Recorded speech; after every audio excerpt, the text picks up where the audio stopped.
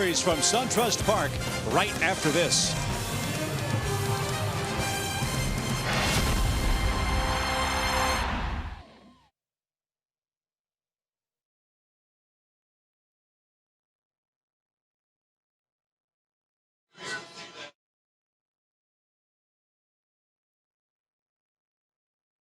In a couple of days, he's going to be right there.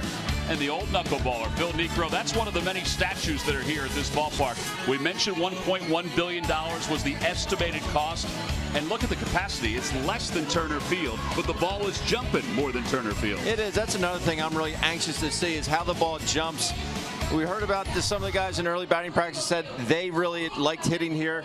And I think you can expect some home runs in this 4-game series. So it's so much more like the launching pad than it is like Turner Field. So tonight is game 1 of this 4-game series. It will be Bartolo Colon. He struggled. Nick Pavetta's back from the minor leagues. He'll be making his 5th major league start. Lineups at first pitch when we return. Phillies baseball is brought to you by Xfinity. Xfinity X1 will change the way you experience TV.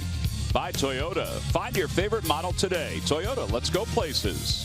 By Citizens Bank, official bank of the Phillies. Visit citizensbank.com. And by Independence Blue Cross. Live fearless. Learn more at ibx.com.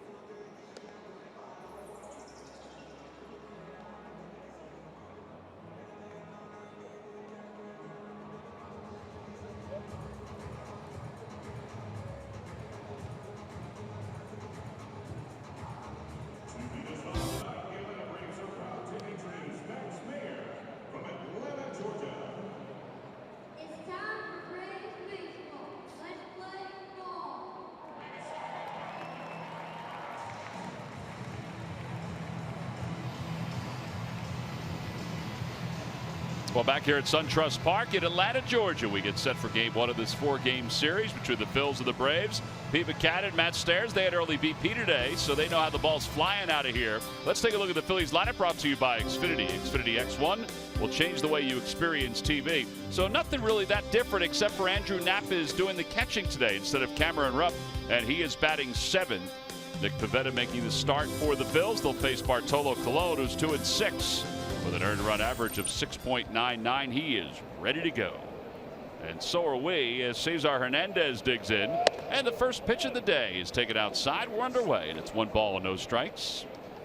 There's Bartolo's numbers. 36 strikeouts and 55 1/3. The opposition hitting .325 against him. But Ben, they say that he just doesn't have the same kind of command as he's had in past years. And not as much movement either. He'll sit about 88 miles an hour. 4-pitch pitcher, but he predominantly uses just that fastball, which he throws at 82.4% of the time. Well, he's jumped out to a 3-ball, no strike count to Cesar, who was 5 for 11 in the series against the Giants. And there's strike 1. Cesar, you saw, hitting .290 with 5 home runs and 12 runs batted in. And he pulls that one to right field. Markakis will make the catch. Sinking line drive, 1 out here in the first. Time now for our Nissan keys to the game. Well, first and foremost, Nick Pivetta back in the big leagues. I would love to see him trust his stuff early and trust it early in the counts. He's got good stuff. I know he can pitch at this level. Just trust it And then the offense building on the last two games. The last two games have been excellent, especially this man and Maikel Franco driving the baseball. I'd like to see them continue to build on that success. Phillies 21 hits, 12 extra base hits in the last two ball games.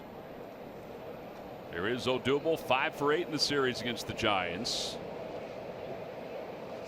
Swing and a miss, 0-1. He kind of swung out of his shoes on that pitch.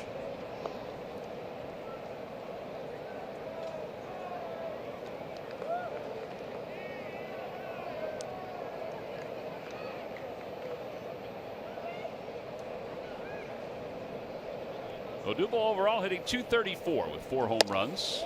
The Lucky McDonald's Phillies home run jackpot contestant is Jess Hiles of Lansford. Phillies hit a home run at today's ball game. Then Jess will win $100. Introducing the new signature crafted recipes at McDonald's. I'm loving it. Good luck, Jess.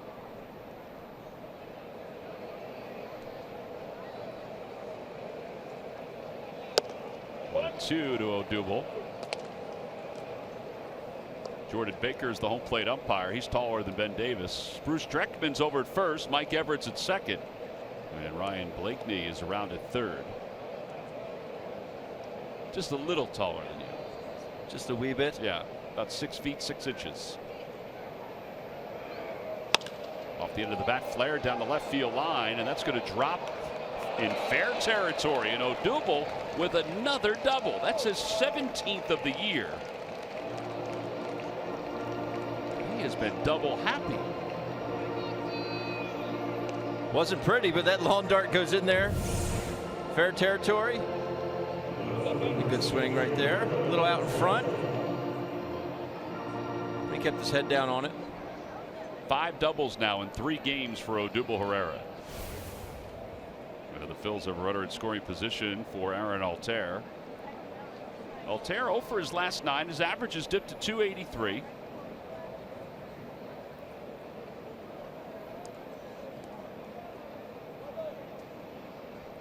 Spin move by Bartolo Colon. By the time he got all the way around, Odubel was back at second base. Look at these numbers with runners in scoring position. .424 against Colon with 5 home runs.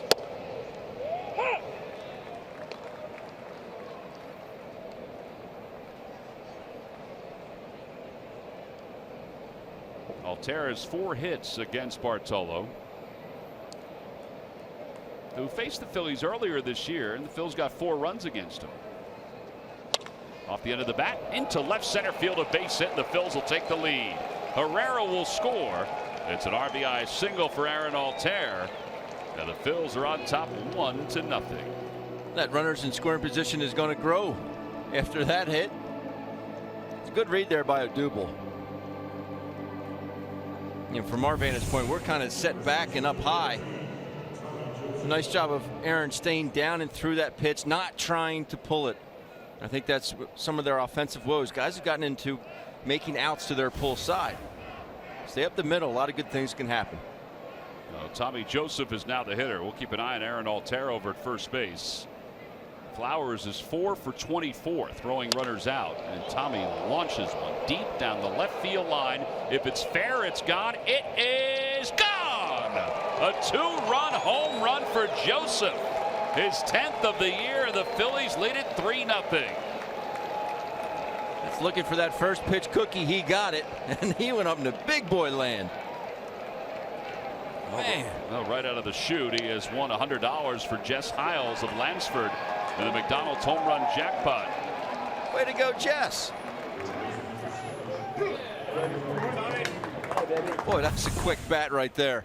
And this ball, you know, I just talked about our vantage point here. It was way above us. Tommy was just hoping it was going to stay fair. It never did hook. No. Another good sign that he's staying through the baseball as well. Well, 10 home runs now, 27 runs batted in for Joseph. And it's no balls and 1 strike to Maikel Franco. 1-1. Franco had 4 hits in the series against the Giants. Just 1 for 19 though against Cologne. 1-2. spun his wheels a little bit on that swing.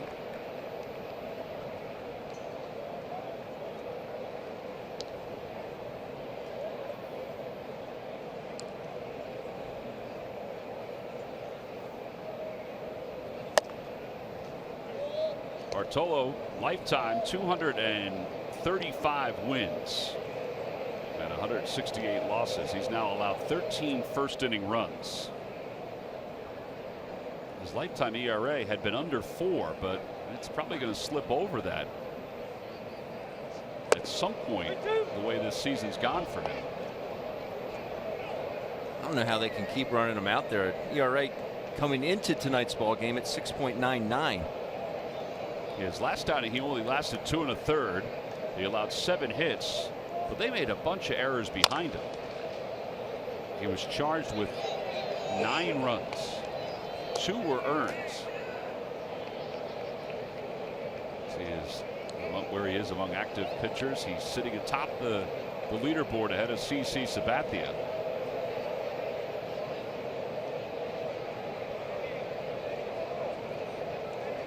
3-2 pitch. And pop foul off to the right.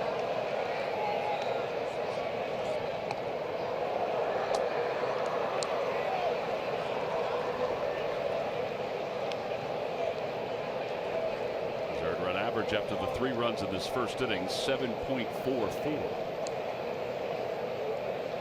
He just hasn't really put his team in a good position to win ball games, especially early on. Burns out the bullpen as well. And a line drive caught. Brandon Phillips was shaded toward the middle. Otherwise, that's a base hit. That ball was cooked, and he got out in front, but he kept his hands back nicely. So the 2 outs in this inning, the line drive by Cesar to lead off the ball game. Well hit ball to Markakis and right. Now this one.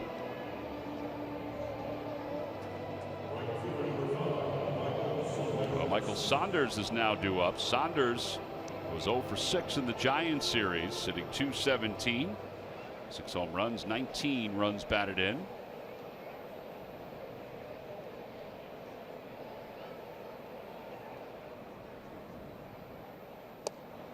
On the inside corner, 0-1.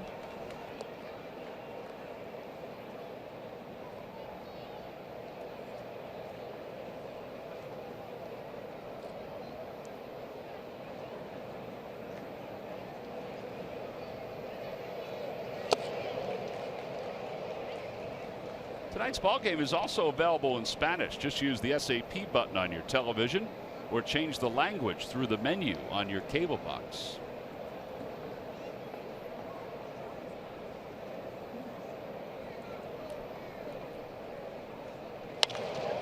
Saunders lifts it foul over by the Phillies dugout and out of play, and it's 1-2. So from an offensive standpoint, every new ballpark I went to, I don't care where it's minor leagues, big leagues, I looked at one thing. Well, 3 things really. I looked at the flags, right, see which way the wind was blowing. Where are the flags? Oh, they're there on right center field. I looked at how deep the dimensions were, and the last thing I looked at was how much foul territory there was. Not a ton here. Nope. Swing and a miss. Saunders strikes out. First strikeout for Cologne, but he gives up 3 runs, including 2 on this bomb by Tommy Joseph. This is a towering home run to left field. That caps off a 3-run first inning, and the Phils on top as we go to the bottom of the first.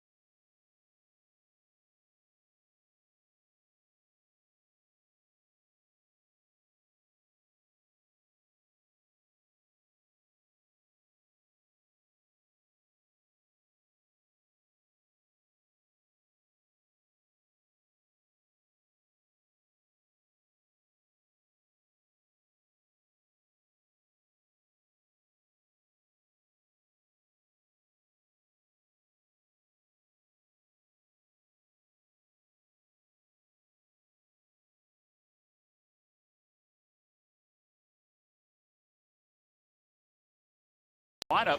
It's brought to you by Xfinity. Xfinity X1 will change the way you experience TV. Well, Matt Adams is batting behind Matt Kemp in this lineup. They added Adams when Freddie Freeman went down with his season-ending injury, or close to season-ending injury. This offense has been pretty good, though. They are 6th in the Major League Baseball in batting average. And there's Nick Pivetta, who has been staked to a 3-run lead. Pivetta 0-2 in the big leagues with an ERA of 5.12. And he is ready to go. Back up probably for a good amount of time. First pitch is on the outside corner. It's 0-1. That's the key right there.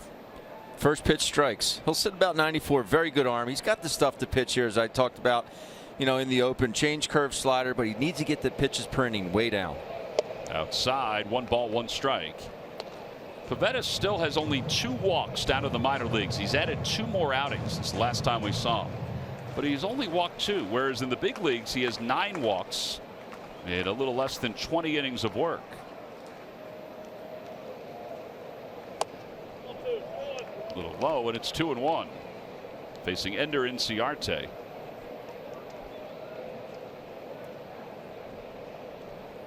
Pivetta just 24 years old, former 4th-round pick in 2013 by the Nationals. And it's 2-2. Inciarte yesterday was 5 for 5, and he has gone 26 consecutive plate appearances without a strikeout. He and Nick Markakis are among the active leaders. How about Kenta Maeda, the pitcher on that board?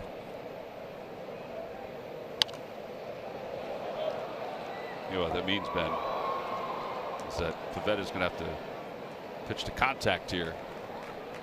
Otherwise, Inciarte is going to keep fouling these baseballs off.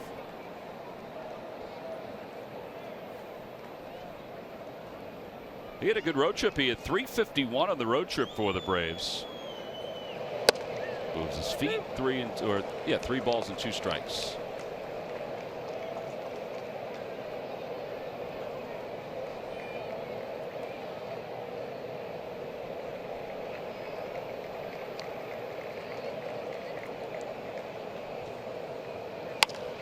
Another foul ball.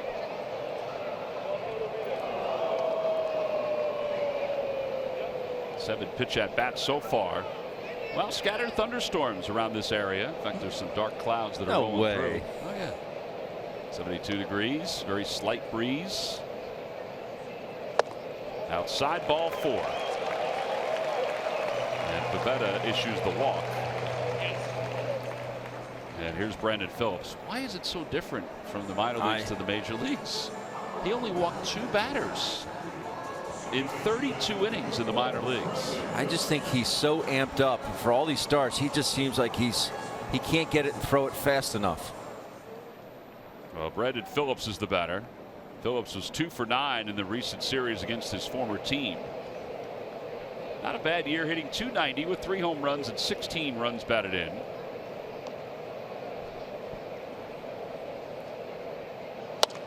Fouls it down the right side and out of play. That is not going to make your manager very happy. You get staked to a 3-0 lead and walk the leadoff man. Yeah, and Pete understands that there's a lot of youth involved with some of these pitchers that he has out there, but across the board, that's not something that would make a manager happy.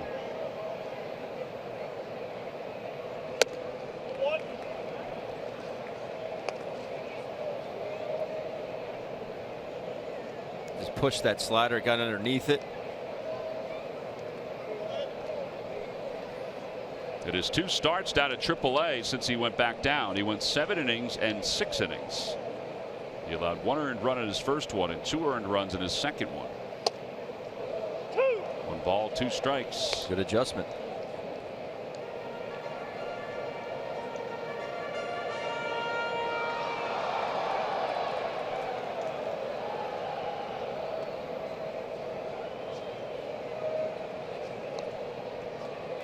Inciarte leads off first base. And Pivetta throws over. You saw that little movement by Andrew Knapp signaling for him to throw over. Inciarte has stolen 10 bases. He's been caught 4 times.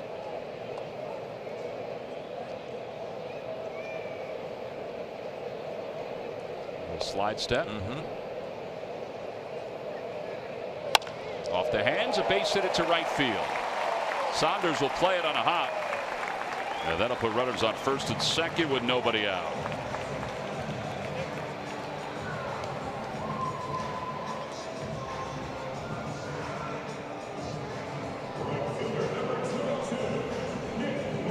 Well, Nick Markakis will now stand in. Markakis hitting .283.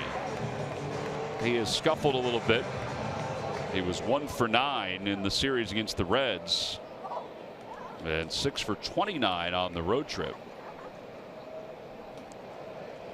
But now you got to get it out. You're up 3-0. You have nobody out here in the bottom of the first inning.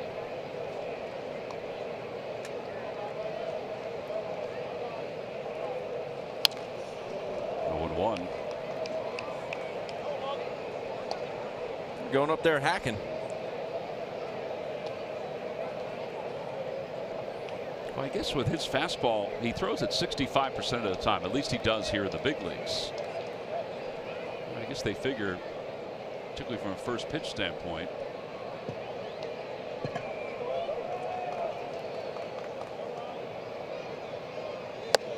Inside.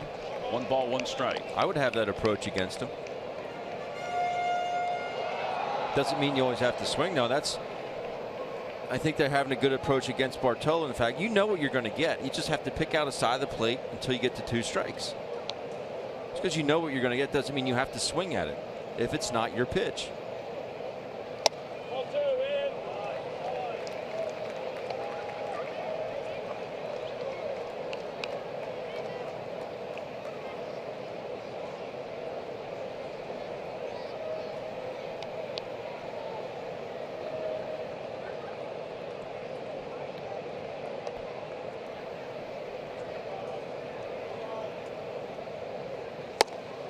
Good spot on that fastball. 95 at the knees on the outer edge, and it's 2-2. Throw that all day long and have success. I mean, that is just paint. Not to mention the velocity.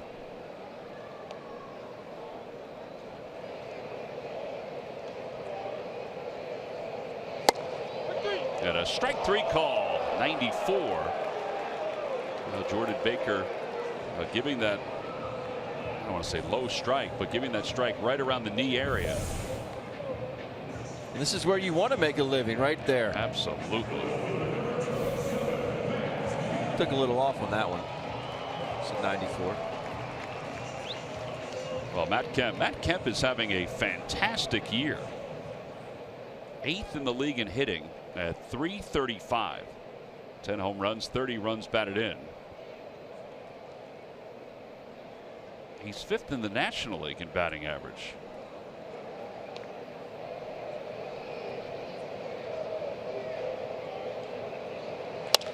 Out towards center field, Odubel Herrera going back. He hesitated for a moment, now makes the catch. Inciarte will go to third. It'll be first and third with 2 men down. All right, that's not a bad job of getting the out there. Now, Matt Adams will be the hitter. Streamline Matt Adams. Yeah, he has really worked on his body since he came up with the St. Louis Cardinals. There's Freddie Freeman. Braves, when they lost Freeman after being hit by a pitch, they thought, well, this is going to be devastating, and it is. But Adams was acquired almost immediately and has paid immediate dividends. He has 3 home runs in his last couple of games. He's hitting .279 with 6 home runs and 19 runs batted in.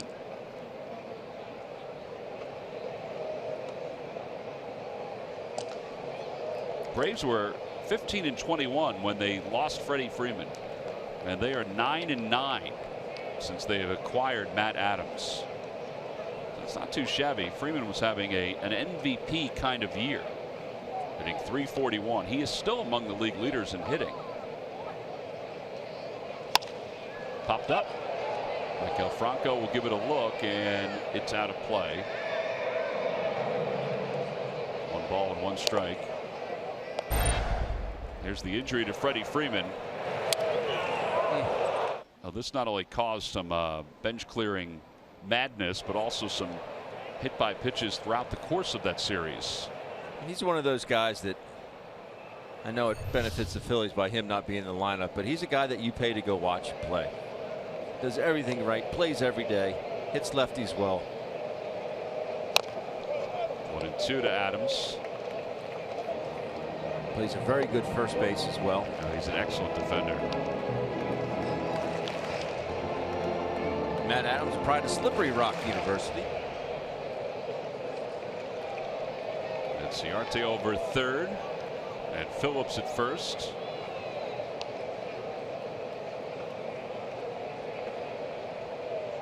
And the 1-2 pitch coming. And a strike three called. He threw him a little slider, and he gets Matt Adams looking, and the side is retired. Well, he calmed himself down a little bit. He left a couple base runners. We'll head to the second. Fills up 3.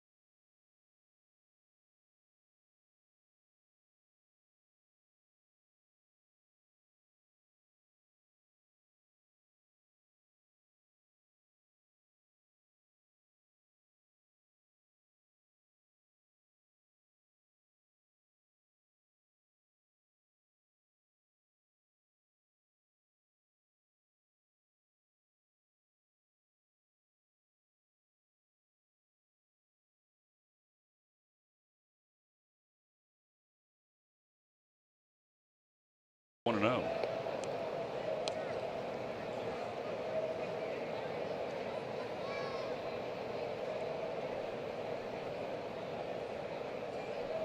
Knapp overall hitting .267. This is his 19th start behind the plate, and he's held his own nicely. In fact, he's gotten better with each passing start. Yes.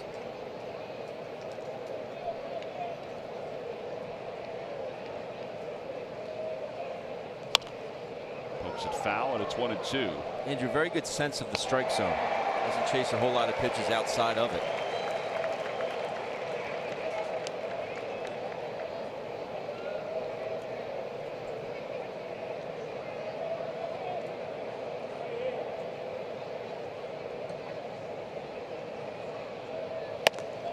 Two balls, 2 strikes. Bartolo lifetime is 11-6 against the Phils with an ERA of 3.52. I mentioned he faced them earlier this year. He went 7 innings, allowed 11 hits and 4 earned runs. Walked 1, struck out 4. And a strike 3 called on a pitch that might have been a little off the plate, but plate umpire Jordan Baker liked it. I thought it was a good pitch. Second strikeout for Cologne. Here's Freddie Galvis. Our Cold Hard Fact brought to you by Clean Crisp Coors Light. Freddie became the 4th Phillies hitter to hit a home run from both sides of the plate. Jimmy Rollins did it twice. The last time in Chicago against Chicago, 2011. That's since 1961. A fact provided to us by Ben Davis. Thank you, Tom. Way to help out the research department. Do what I can do when I can do it. No balls and 1 strike.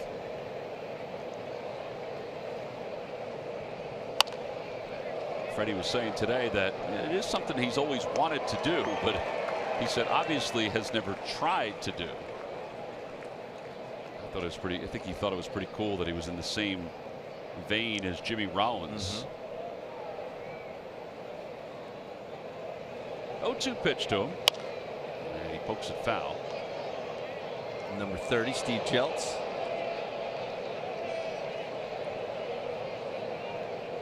Steve Jeltz and Sammy back in the day, they did use some product, didn't they? Yes, they did. Who am I to talk, though, right? Who are you to talk? I thought we were going to have to hold the bus yesterday when you went down looking for your hair products. Murph brought up a good point, though. It didn't look like he had enough for a 9-day road trip. True. 2 balls, 2 strikes to Galvis. I might have some in storage, though, somewhere in my suitcase. I think it's the same one I've used for about 20 years. So probably dried up by now. That's all right. I don't know what kind of what brand it would be. Here's Freddie's home runs yesterday. Little cutter there off Matt Moore. Yeah, he went golfing on that one. And then a hanger from Law. Both good swings. Pretty much the same swing from both sides. That ball way out of there. And a strike 3 as that ball came back on the inner half. Back-to-back strikeouts to start this inning. In fact, 3 in a row. 1 to end the first. The pitch that used to eat me up. You give up on it. Very defeating feeling walking back to the dugout. How am I going to swing at a ball that starts at my hip? You just have to take a chance on it, I guess, at some point. Pivetta has 1 hit in his big league at bats.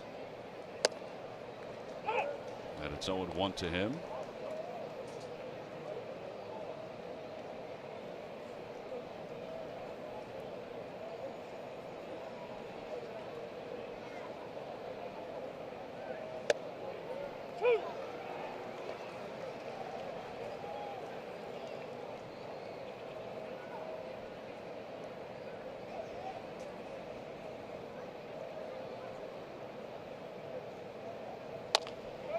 Bouncer over to first base, and it's handled by Matt Adams. Colon will take the toss. 3-1 on the putout. Nothing across for the Phils. We'll head to the bottom of the 2nd inning here at SunTrust Park. Phils up 3-0.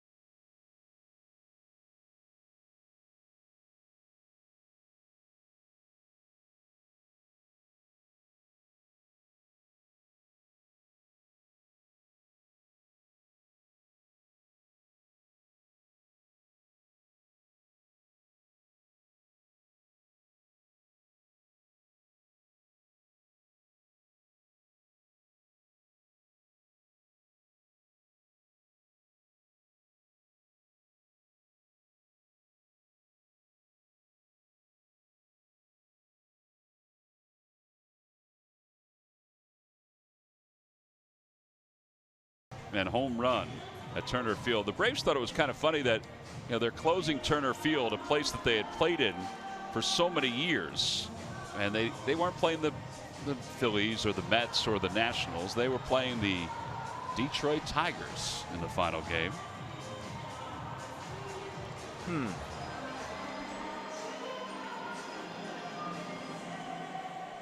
Oh, here's Tyler Flowers as we begin the bottom of the second. Flowers 3 for 6 in the series against the Reds. He has been red hot. You want to talk about a guy that has turned things around. And all because of a leg kick. He's implemented that leg kick second half of last year and now of course this season, and he did it in the middle of a game last year. He had never done it before, and he said he was so frustrated with the way he was hitting that he decided to try it during a game. Check swing, foul ball, 0-2. And it became a work in progress for the rest of the season, but he carried it over to the offseason. And it certainly has paid off this year. I'd say 365.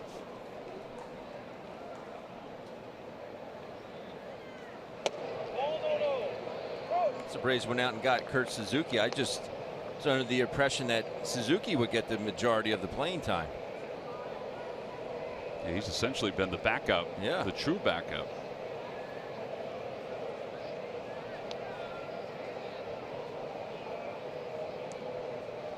Outside, 2-2.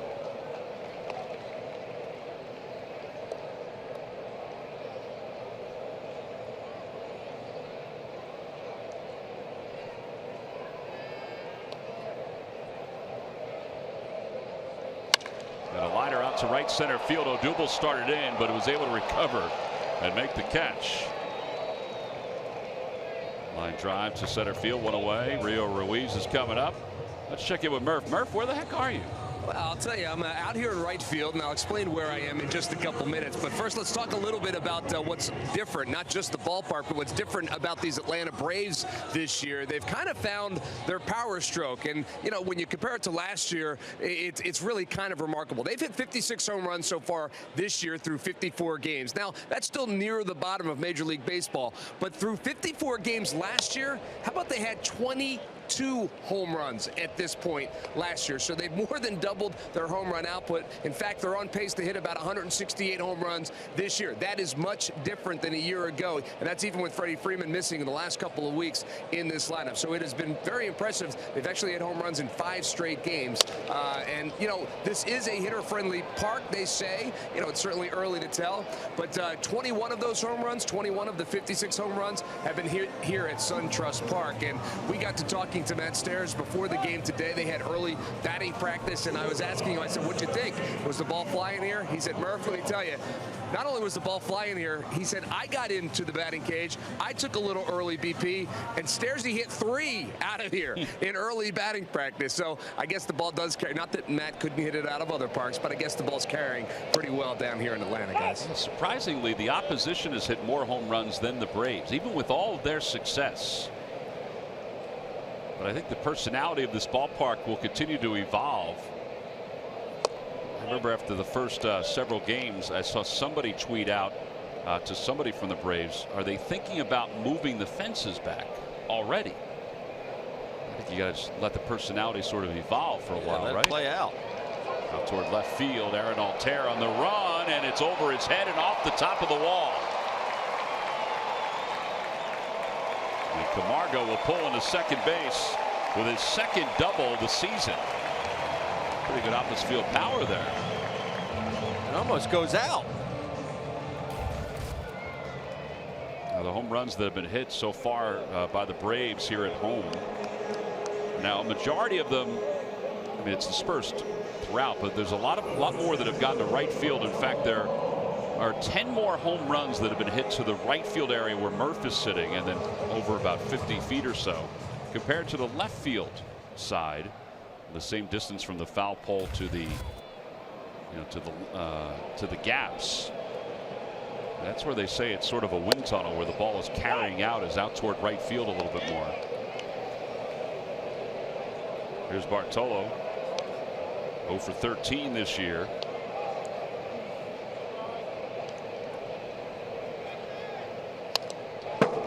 I wonder if Stairs is going to get the itch to take more early batting practice in other places. He typically does. He said he went out, the first one he hit was on the second swing. Really?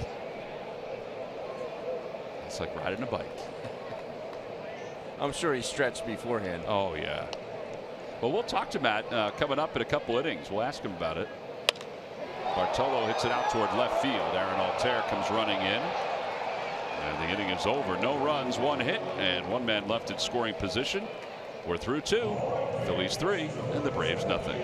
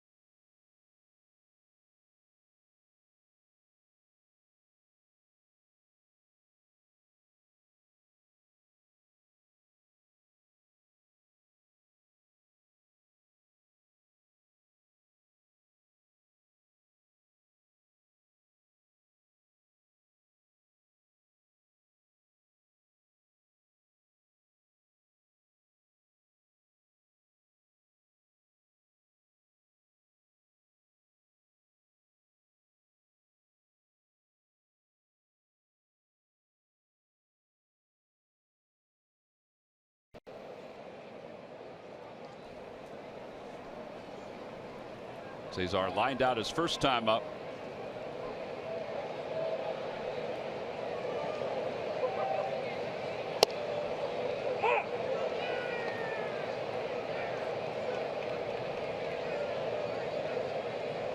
Cesar's hit it in 4 consecutive games. He is a .341 lifetime hitter against the Atlanta Braves. 0-2. Well, I think Colon may have found his spot, particularly against these left-handed hitters. I mean, he's just painting now on the outside part of the plate. But that's what he does. He'll get you looking out there, then he comes back, tries to get you inside. We mentioned his win total 235. Juan Marichal is the all-time leader in victories for pitchers from the Dominican Republic. And you wonder, you know, Bartolo always has this sort of laissez-faire attitude that nothing seems to faze him. You wonder if he wants to stick around long enough to try to pass Marichal. He's at 235. Marichal's at 243. I wonder if that's something that is on his mind, to become the all-time leader in victories for a pitcher from the Dominican.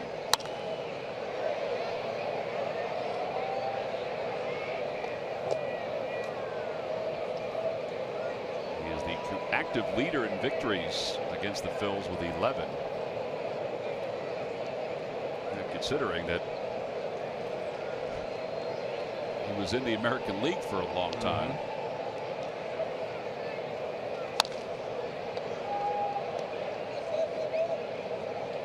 What's amazing is someone like Gio Gonzalez, who's faced the Phillies a gazillion times, only has 10. That's not an official number, Tom. Gazillion? It's not an official number. I was trying to do the math in my head, seeing how many losses that would be. 1 ball and 2 strikes to Hernandez. And he lines it foul. Nice catch by the ball boy. Too cool for school.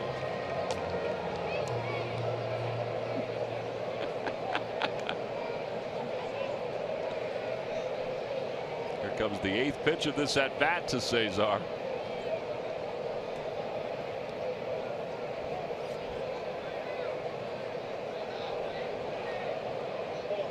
No, maybe not.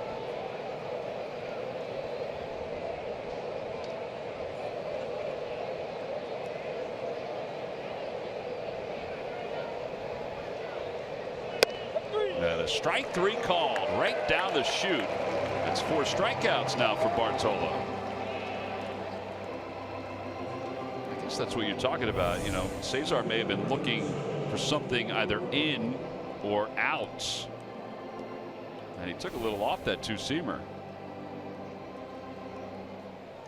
That's one thing he has been lacking this season, though, is that good movement. He sure had it there. Odubel doubled his first time up and scored the first run for the Phillies. It's 83 miles an hour. You would think that's a changeup, but that's still his fastball. It was the changeup 10% of the time, which again, I don't know how you know. But he throws a slider 7% of the time.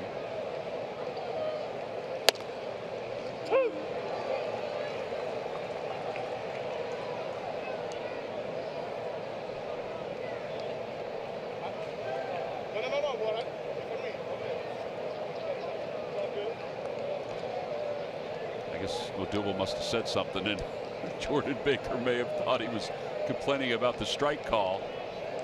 He just say it's all good. Yeah, Jordan did.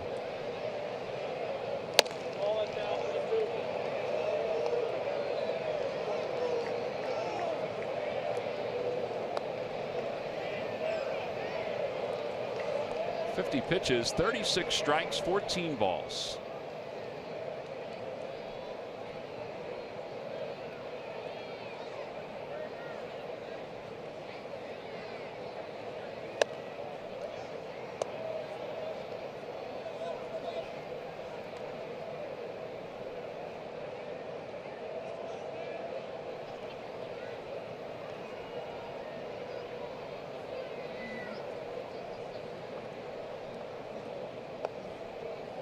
A little bit of rain that's been falling for the last inning or so.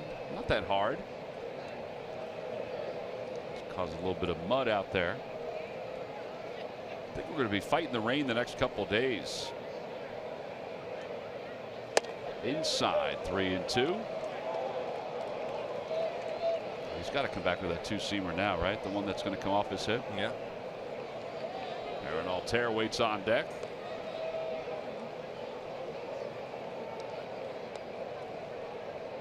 We could try and paint away. He's had some success with that ball away to lefties as well. This is the second 3-ball 2-strike count for Bartolo. That one's pulled to right field. Going back on it is Markakis. Over his head, a 1-hop off the wall. Odubel hustling towards second. Markakis' throw is nowhere near on target. And Herrera with another double. He's had 2 doubles in each of the last 3 games. Incredible. He didn't hit the first one of the game very hard and have just flailed at it, but I mean, this ball, another ball that's just smoked to right field. Now, the first Philly ever to have 2 doubles in 3 consecutive games. Just gets over the head of Markakis and makes a pretty good carom to him. Markakis can throw it, not like he used to be able to, but still very accurate. Not a good throw right there. Let's see if the Phils can add to their lead with Aaron Altair at the plate and 1 man down. And try to run it inside to Altair. 1-0. Aaron had the RBI singles last time up that ended in 0 for 9. And that's only the third batter that Bartolo has not thrown a first pitch strike to.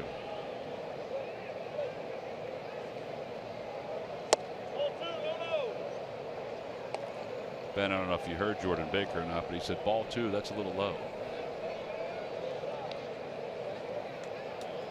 Cat and mouse game going on out right now with Brandon Phillips and Odubel.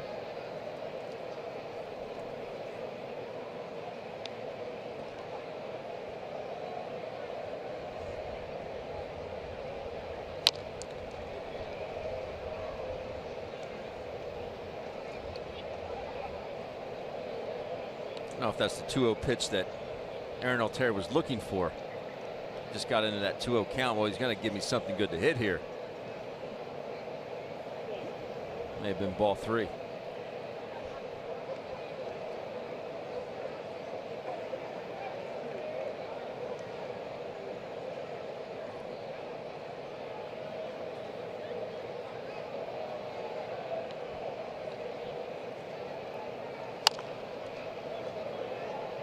Off the front of the dugout, it's 2-2.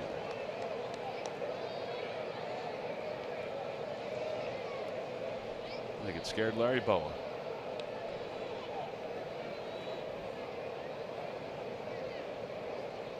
.57 2/3 innings pitched for Bartolo.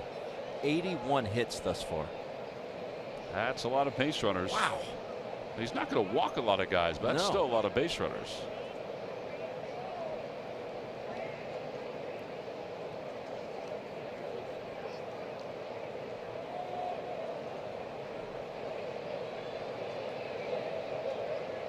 Pickoff play is on, and Odubel gets back. I figure they had to do it at least one time.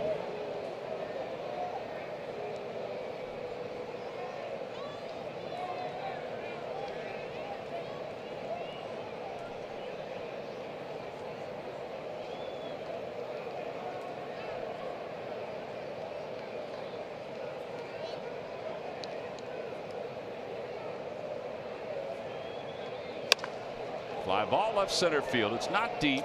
Cincinnati waits for it. And that is the second out of the inning. Well, Tommy Joseph provided us with a Toyota turning point in the first inning. First pitch fastball looking. First pitch fastball receiving. That's a good swing there by Tommy Joseph. Goes up top. Making a 3-run lead for the good guys.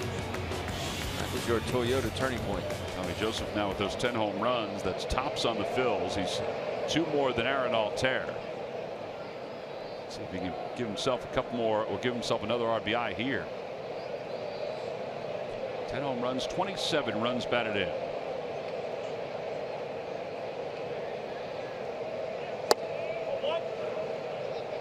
A little different pattern this time around for Altair and Tommy Joseph from Bartolo Colon. See what Tommy's done his last 29 games, 100 points better than his first 22 games.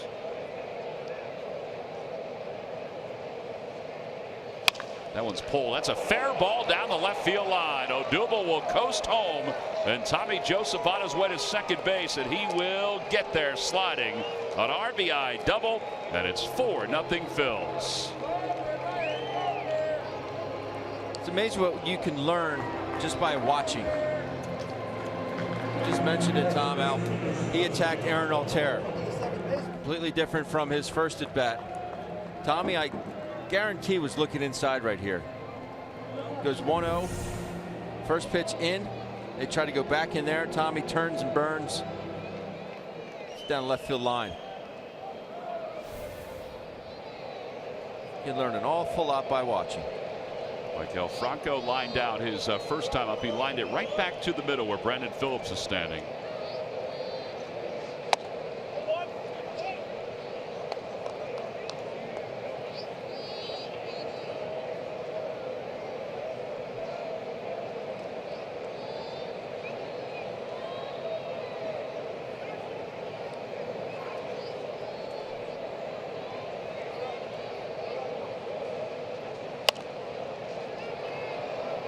Ball, 1 strike to Franco.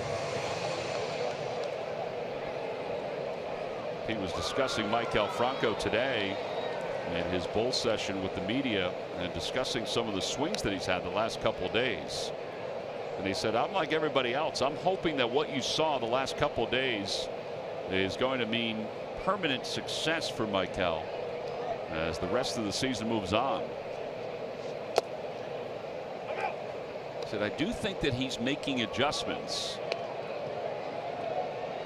But he said sometimes with bad habits, you can make them for a couple of days, but you start to revert back to those habits. He said, I hope he can continue to do what he's been doing.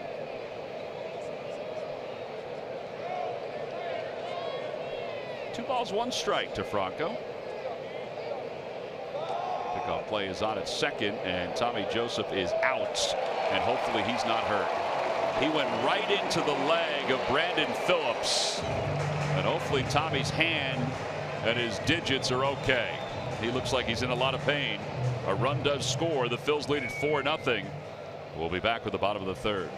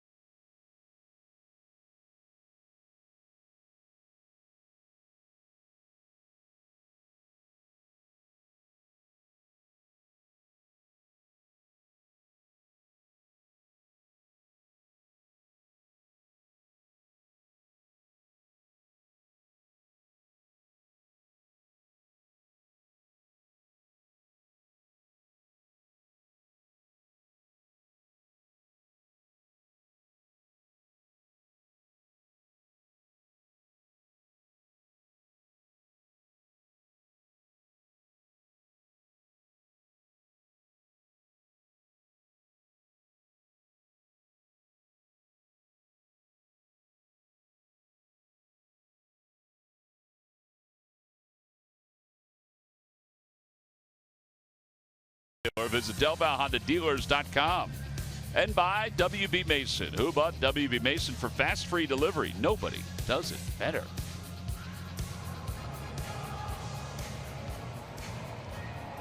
Bottom of the 3rd inning. That shot is from the Comcast building, which is just beyond the right field side. Tommy Joseph is back out at first base. That's a good sign. He was picked off, which, you know, we're not really sure where he was going, but when he went in with Brandon Phillips putting his foot or his leg down to block him, when he went in and got back up, he looked like he was in a world of pain. But hopefully he is okay, because he's had a big night. Ender Inciarte will lead it off here in the bottom of the 3rd. 4-0 Phils. And Pivetta delivers inside 1-0. Should Tommy get picked off there? Absolutely not. But how quick feet does Bartolo have? I mean, that was a heck of a move, and he put it right on the money.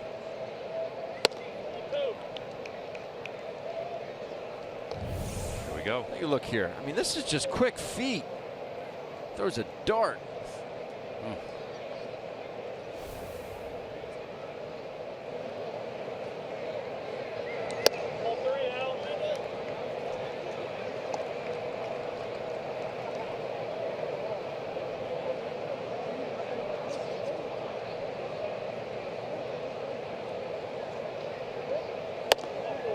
Walked him on 4 pitches. That one he looked like he was just guiding. And it's the 2nd walk issued by Pivetta.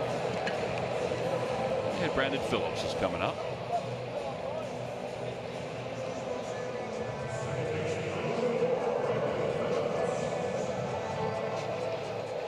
Phillies will have 2 fireworks shows coming up. They're brought to you by Xfinity. The first one is Thursday, July 6th, when the Pirates come to town, and the second one is Friday, July 7th, when the Padres are there. It's the best holiday fireworks show in the city. Not too early to start planning to see these games and the show afterward. Go to Phillies.com to purchase your tickets.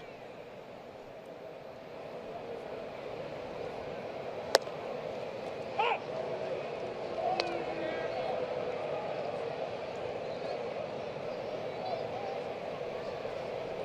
balls and 1 strike to Phillips, who blooped a single to right field his first time up.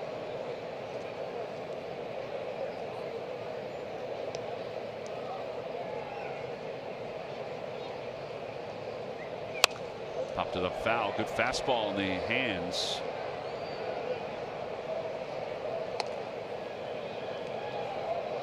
I don't know who's doing the cooking around here, but it smells some kind of good. Yeah, it feels like it's right below us. Man, it's a grill. Whew.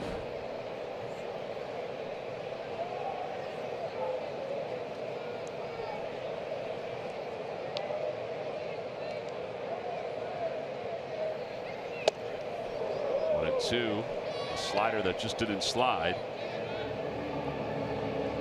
May have been a curveball right there. Just throws it 10% of the time in his stint here in the big leagues. He has 17% slider, 10% curve, and then 8% change.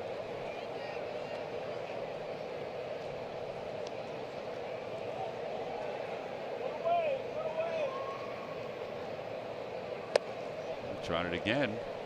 It's 2-2. Seems like he doesn't throw it with the same arm speed, the same conviction that he throws his fastball.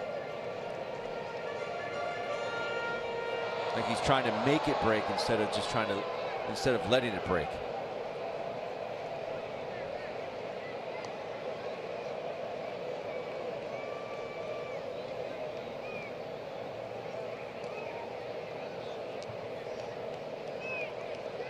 Before, Inciarte has stolen 10 bags.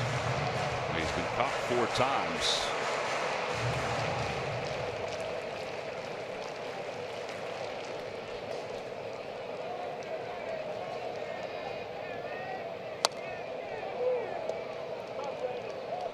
He's just trying to stay alive. He fouls that one off. And it keeps it at 2-2.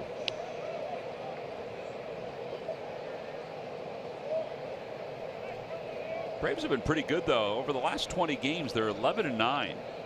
And over the last 30 games, they're 14-16. The Nationals are kind of running away with the division. But the Braves are in second place and 10.5 games out. I don't think anybody anticipated that they would be in second place. I think folks thought that they would be, toward the bottom of the division, even with all the changes that they've made. And then, of course, we mentioned with Freddie Freeman being out. The Mets at 24-31. Miami 24-31.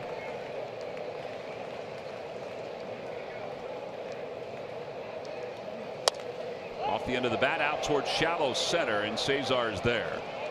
Well, that may have been his best curveball we've seen, right? Was a good one. And Phillips just flailing at it.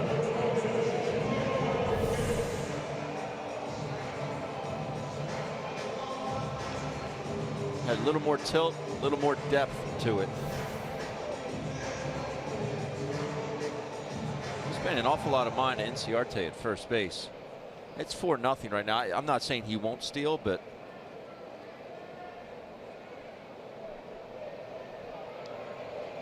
he got Markakis looking his first time up.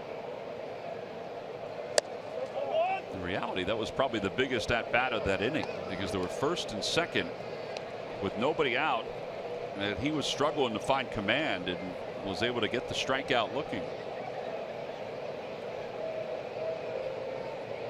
He painted 2 heaters down and away. No ball, no strikes to Markakis.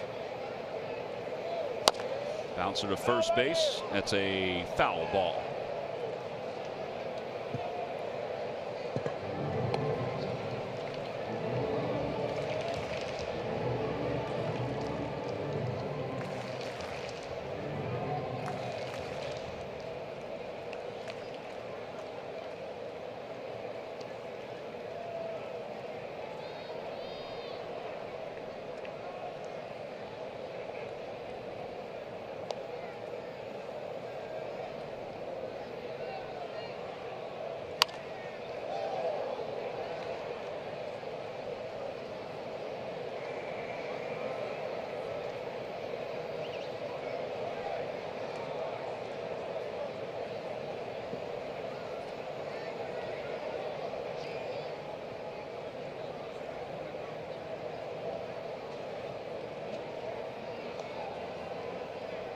Roll one over.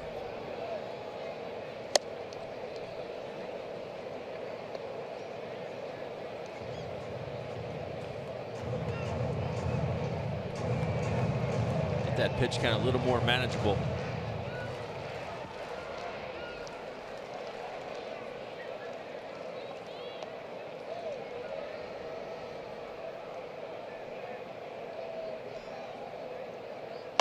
Over to first base. That's a nice double play ball. Boy, that was a perfect feed from Tommy Joseph to Freddie Galvis, and then right back to Tommy Joseph. 3-6-3 double play. And the side is retired. A good fist pump from Nick Pivetta as well. We'll go to the fourth inning. Phil's up 4-0.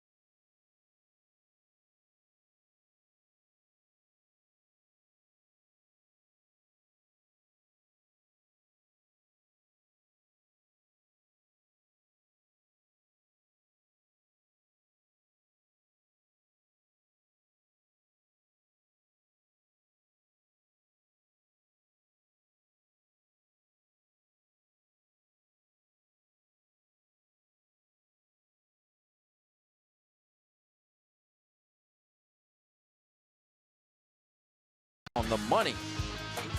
Freddie with the relay back to him. That is your State Farm double play. State Farm, helping life go right. You know, Tommy was upset with that throw he made. I guess it was yesterday that hit the guy in the back of the head. In fact, Pete McCadden said maybe it's a good omen that we're starting to get out of the fog we're in, because a couple weeks ago if we did that we would have lost like 10-0. There's Maikel Franco was up when Tommy was picked off second base. And he cues it over to first. Matt Adams is there. One pitch went away here in the fourth. And here comes Michael Saunders.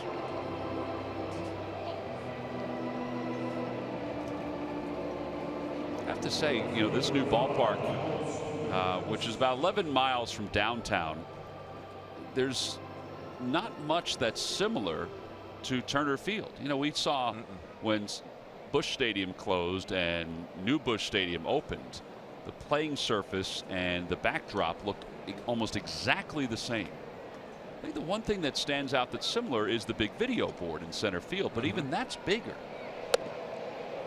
As Saunders takes low and in, 1 ball, no strikes. See, they had a big video board like that at Turner Field, but this one looks like it's wider. 2-0 to Saunders. They've also added lights in the outfield here, which they did not have lights at Turner Field. Right. For the outfield because of the way the structure was.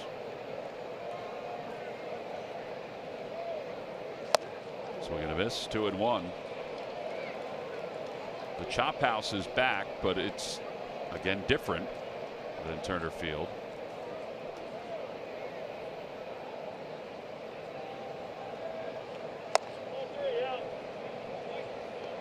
I think behind home plate looks similar when we look at the center field camera.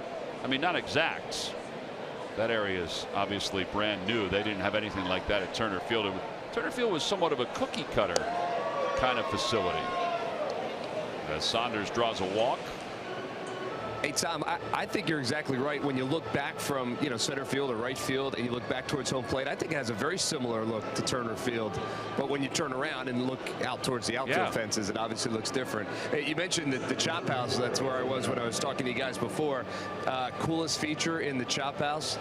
Quesadillas? No, well, I'm sure they have great quesadillas. I haven't checked them out yet. However, they do have refrigerated cup holders in the Chop House. Really? Every cup holder is like the inside is frozen. You put your beverage in there. It's like Ben's Yeti. It's like a built-in Yeti. It's pretty cool. That is pretty good, particularly on a hot day here in Atlanta. It's brilliant. Yeah, the outfield at Turner Field, the outfield fence was blue. This is more, this is green. I really like it, though, and actually it's growing more on me. I like it. In the 3 hours you've been here? Well, we 4 got hours. 4 hours, 5 hours. The oddity is that it's a 7:35 start, so that was kind of throwing everybody off because we're so used to 7:05 starts. And you made us leave early. No, well, I did make you leave a little early. 10 minutes earlier than usual.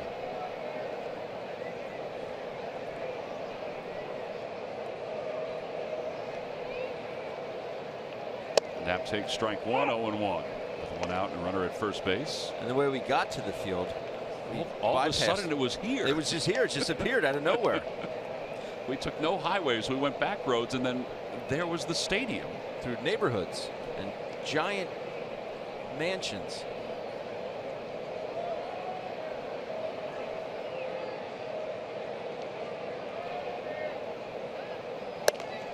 One ball and one strike.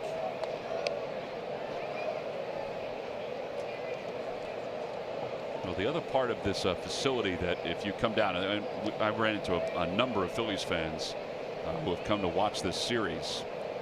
There's a lot to do around the ballpark too, and there will continue to be things to do because they're building more and more around the area. Knapp hits it out toward left field. On the run is Kemp, but he's not going to get it. It's going to go all the way to the wall. Saunders around third, heading for home. He's going to score. It's an RBI double. Another extra base hit for the Phillies, and they now lead it 5-0. A good looking swing there, using the whole field. It gets up and it just continues to go. We saw Camargo for the Braves get one out there, and this ball just looked like a fly ball off the end of the bat, but it continued to travel.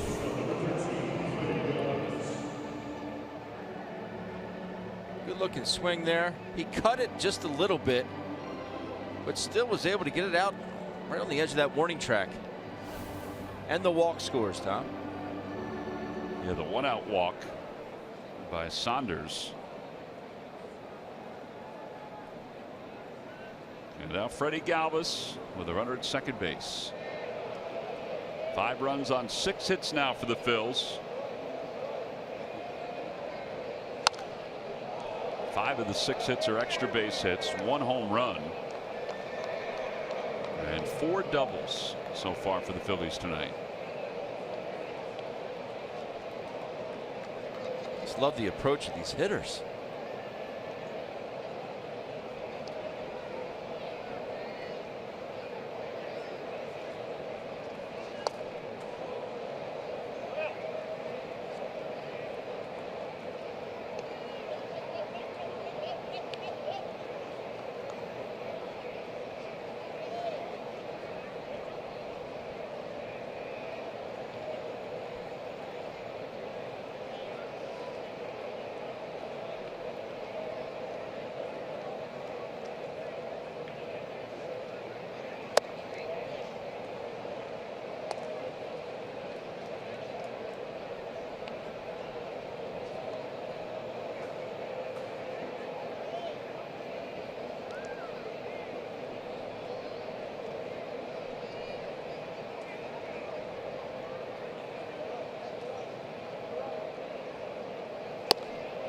Two and two. 76 pitches now for Bartolo, and just 1 out here in the 4th inning.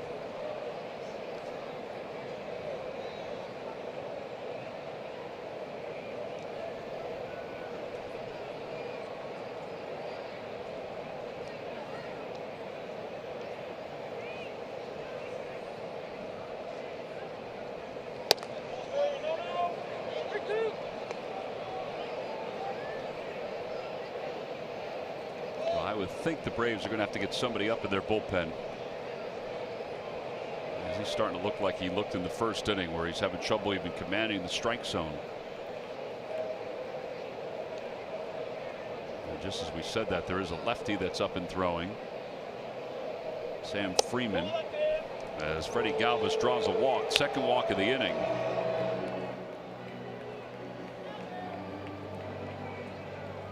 And Pavetta's coming up. Don't get hosed by your water supplier by paying high prices on water, cooler rentals, and hidden fees. Call WB Mason and order all natural Blizzard spring water.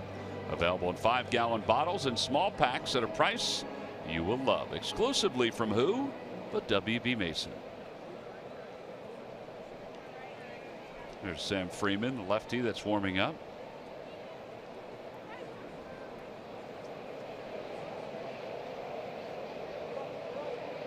Pivetta bunts at and misses the first pitch. Boy, they really do have to work on their bunting, don't they? They sure do.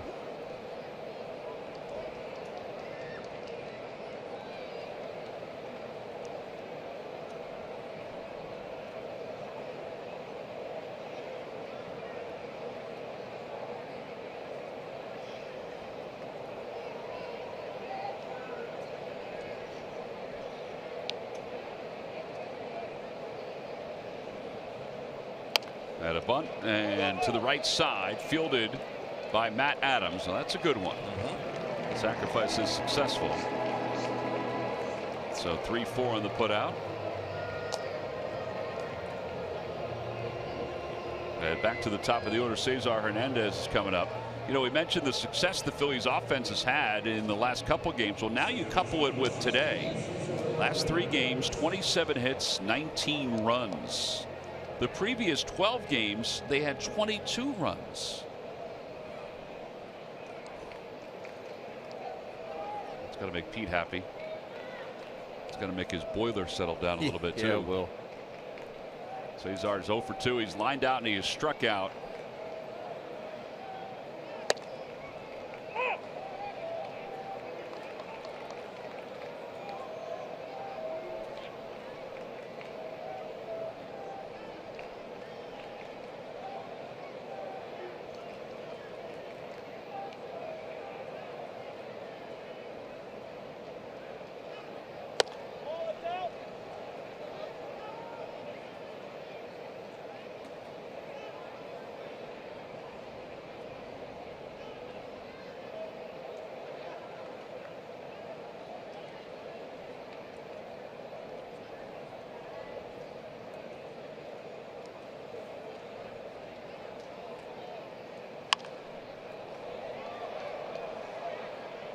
Good one to hit there.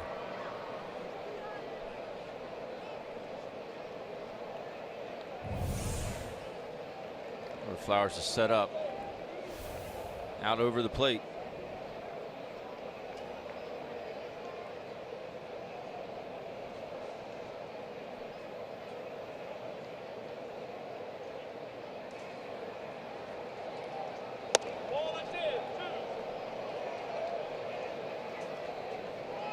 I think this is his last hitter. I would think it's his last hitter, and if he gets Cesar out, I would think it's going to be his last inning overall. He's not due to bat in the bottom of the 4th inning. I don't think they can afford to send him back out there again. No. 2 balls, 2 strikes. And it's pulled to right field. Marquez coming on. It's going to drop in front of him, and 2 runs will score. Cesar Hernandez has helped the Phils put another 3 spot up. And they now lead it 7-0. You love to see the offense keep their foot on the gas. That's going to be it. Boy, when was the last time we saw Bartolo Colon against the Phillies leave this early in a game? Tries to run that 2-seamer back off the hip of Cesar. Got him looking his last time. Cesar quick to that pitch inside. Give the Phillies a 7-0 lead. You love to see that. Keep adding on. Keep adding on. We're still here in the 4th. Sam Freeman coming in.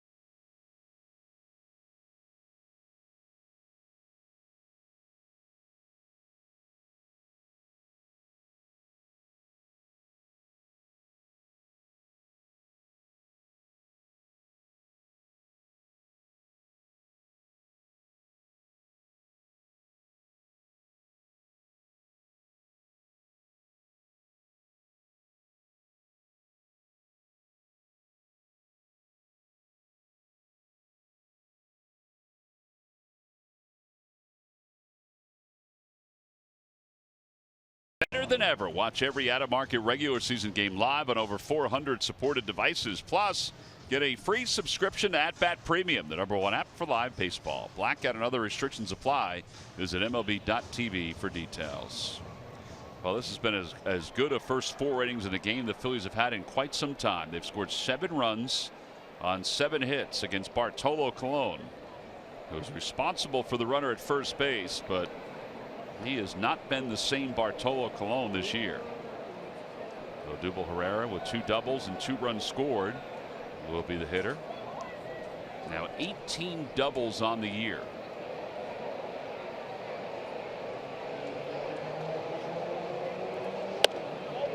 And Sam Freeman delivers high. It's 1 ball and no strikes.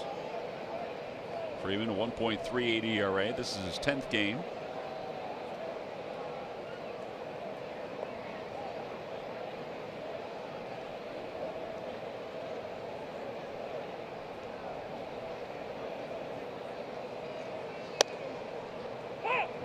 Strike.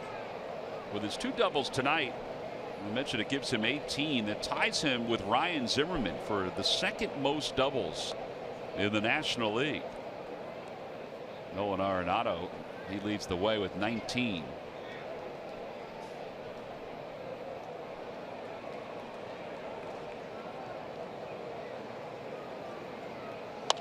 And he pulls it to right field. It is off the top of the wall. I think it's a home run, but the umpires haven't signaled. Now they do. It's a 2-run home run for Odubel Herrera, and the Phillies now lead it 9-0. I do believe he has found his swing. That got out in a hurry. And I just was assuming it was a home run from Nick Markakis. That reaction in right field, he saw it hit and he just didn't even move. This lineup's having some fun the last couple days. They sure are. They deserve it. How about the night for Odubel? 3 for 3, 3 extra base hits, 3 runs scored, now 2 RBIs. And Aaron Altair will be the batter.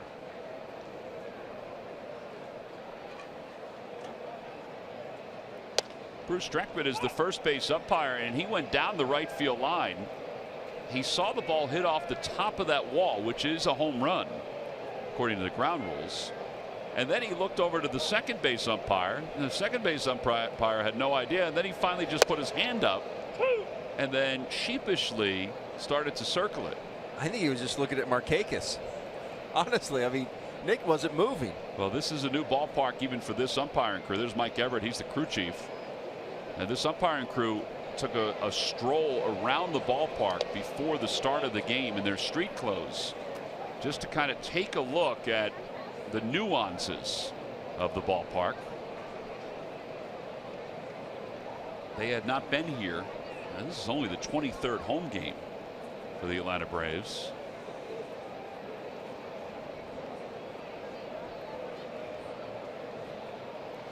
In the dirt, 2-2 to Altair. I thought it was kind of neat though watching them walk around tonight. There's the wall that we're talking about, and it hit right off the top, above the flowers. All right, so that look right there even showed it more definitively. I thought it hit the top and skipped off the flowers, which, as we were told before, is a home run, but it actually looked like it went over the flowers and then shot back.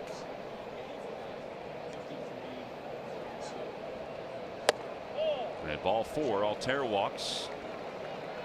Good at bat. 0-2 to a walk.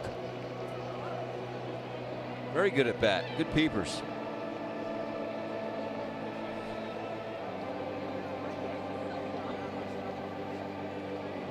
Chuck Hernandez to your left there, and Brian Snitker. I think they have to think about using some more of their bullpen as this night goes on. Here's Tommy Joseph. Joseph's had a good night too. An RBI double, a 2-run home run. Closed the line on Colon. 7 hits, 8 runs, all 8 earned. Ground ball softly to the right side. Phillips has it and then throws across his body in time to get Tommy Joseph. 9 men come to the plate in the inning, and the Phils pick up 5 runs, including 2 on Odubel Herrera's line drive home run, his 5th of the year. It's 9-0 Phillies as we go to the bottom of the 4th.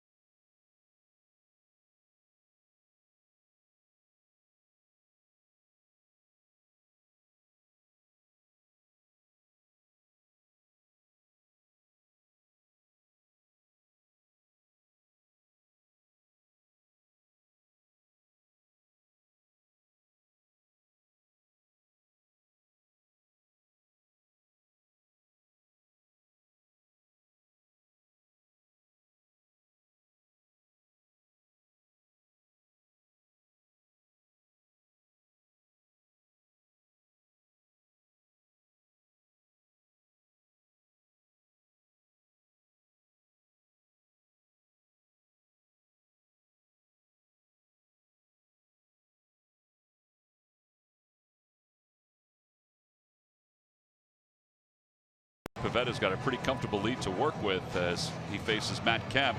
Speaking of Matts, we've picked a perfect night for Matt Stairs to join us. Matt, you had to be happy with the way the team has responded these first few times around tonight. Yeah, first of all, Mr. McCarthy, Mr. Davis, thanks for having me on the show. It's nice to be on again. No, you know what? It's nice. I mean, we had a very good game plan today, coming off a couple good games the last 2 days, and you know, coming in here doing a lot of scouting, a lot of work, and getting your pitch and not missing it. That's a nice thing. Has anything changed the last couple weeks, Matt, while the team was struggling that you were trying to implement differently? I mean, you've been around the game for so long in so many different capacities, but there may have been a learning curve even for you on how to get your team out of the funk they were in offensively. Yeah, I mean, there was.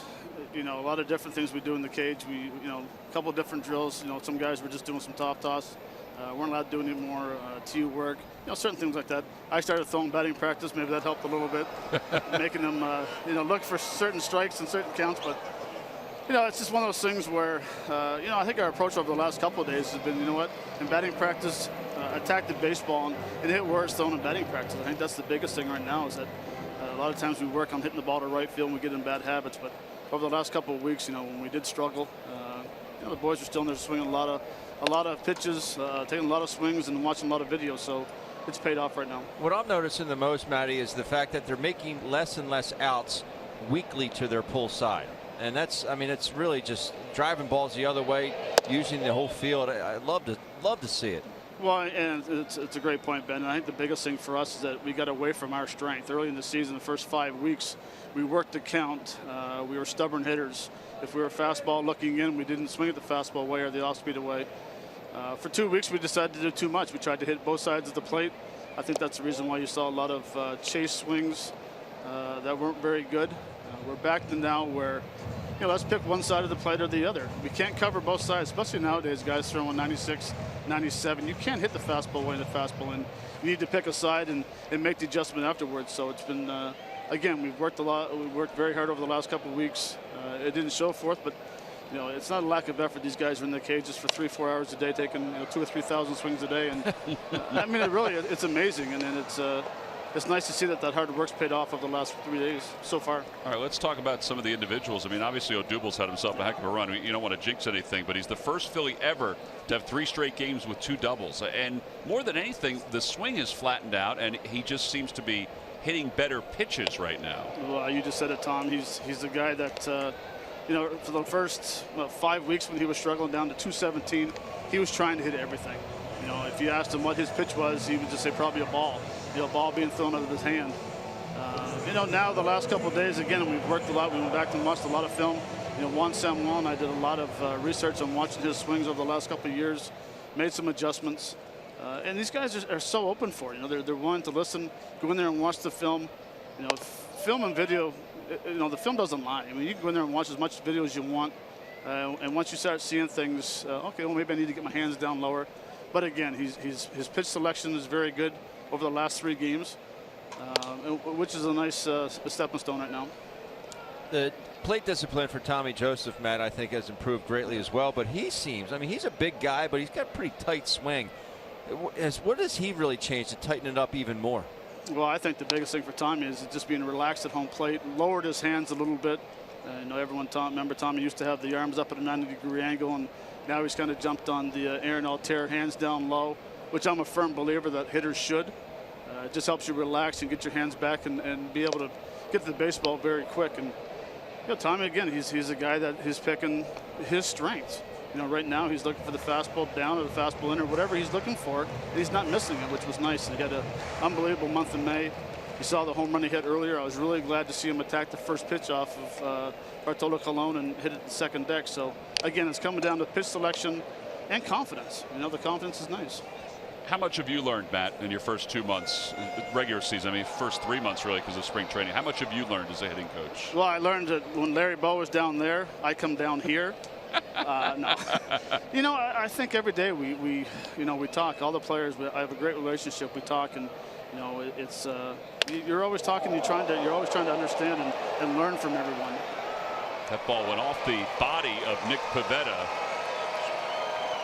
I think it hit him in the tail, You think so? He should be okay. Sean Fakasny's going to run out. So is Pete Mackanin. He's Canadian. Yeah, that's right.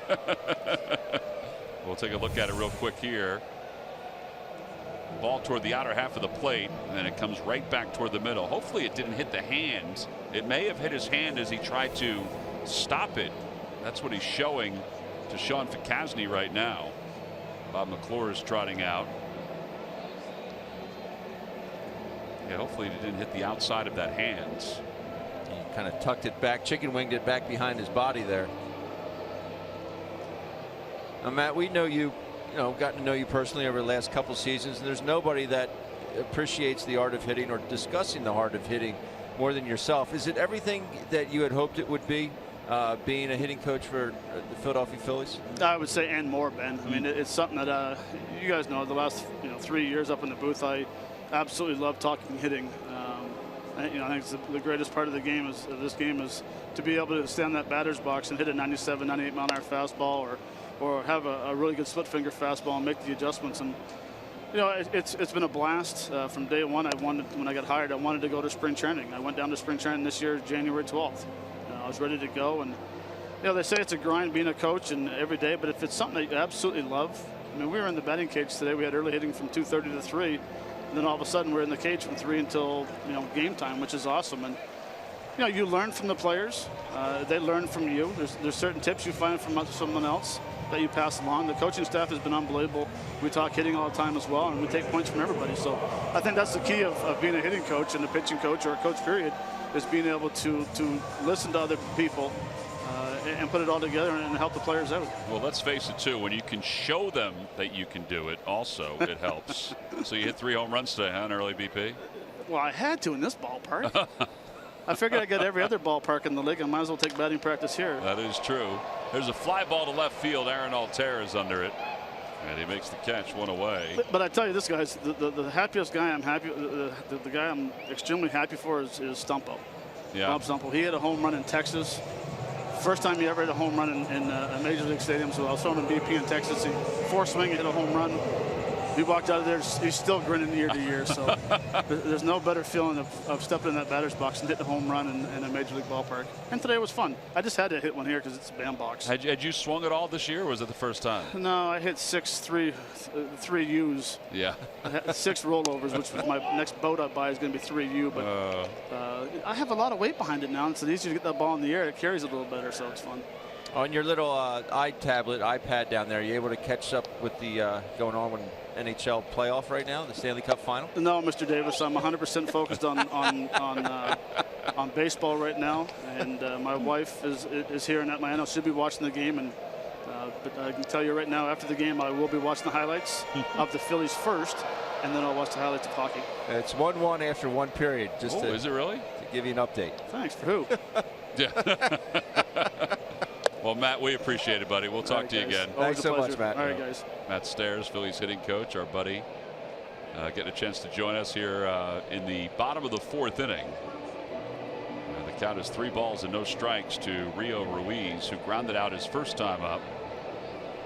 Ruiz is playing third base today for Adonis Garcia. Dansby, Swanson, and Garcia both off tonight. And Brian Snitker said there's nothing to it. He's just giving them an extra day. And ball 4. So that'll put runners on first and second. Here's another look at the ball that Matt Adams hit.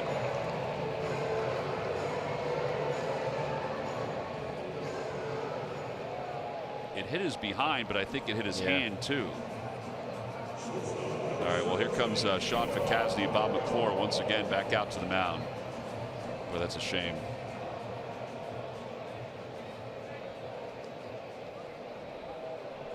He just walked Rio Ruiz on 4 pitches.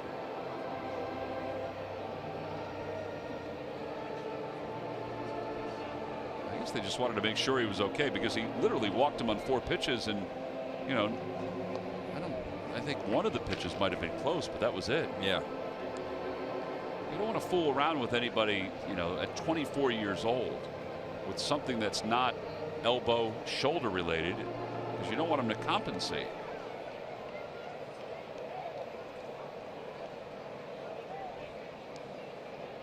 Or get into bad habits. Right.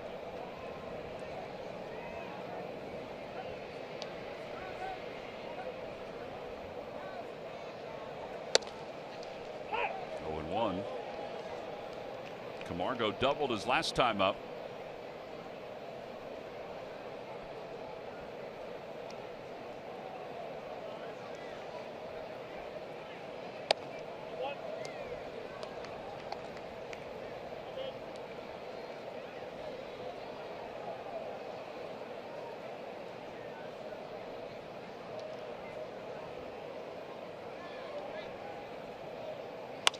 Out to left field, Aaron Altair on the run. He dives, he can't get it. It's going to scoot past him and go to the wall.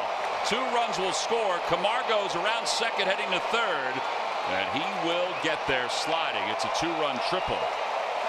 That's his first triple of his big league career. Well, he showed nice swing the other way. Yeah, he showed that his first at bat, he hit the double off the wall. Oh, he's hit it on out of here. This one a bit lower.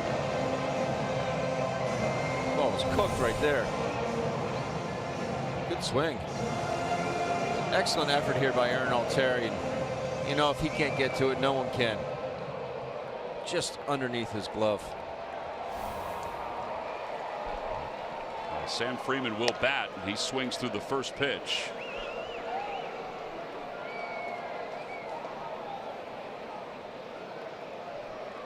Freeman has 1 career at bat.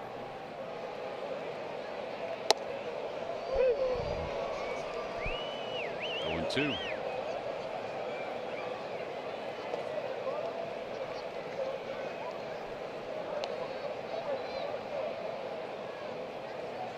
Swing and a miss. He threw a back-to-back breaking pitches, and that's his 4th strikeout.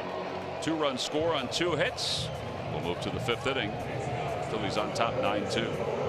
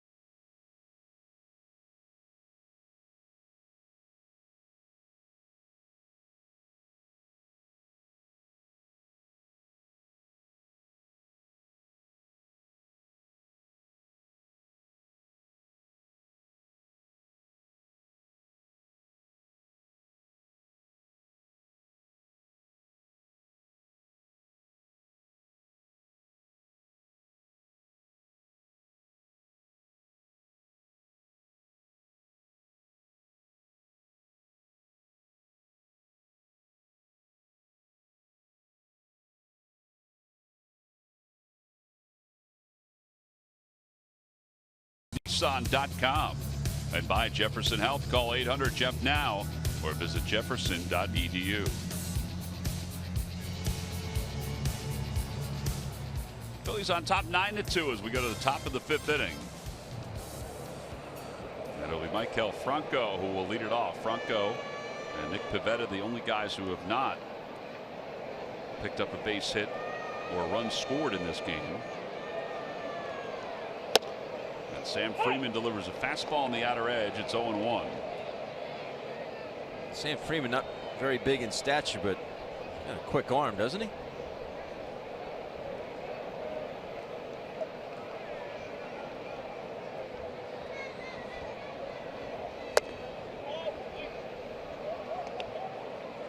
First time we saw Sam Freeman was with the St. Louis Cardinals. That was back in 2012. It's been in the big leagues with St. Louis, with Texas, with Milwaukee, and now with the Atlanta Braves. 1-2 to Michael Franco. 96 on that heater.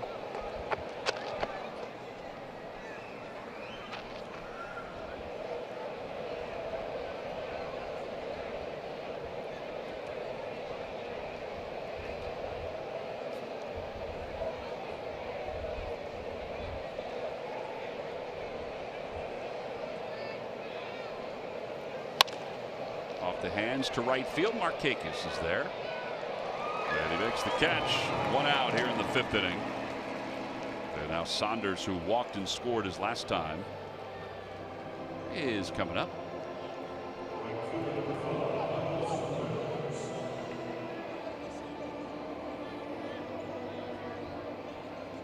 Saunders also struck out. That was his first time up.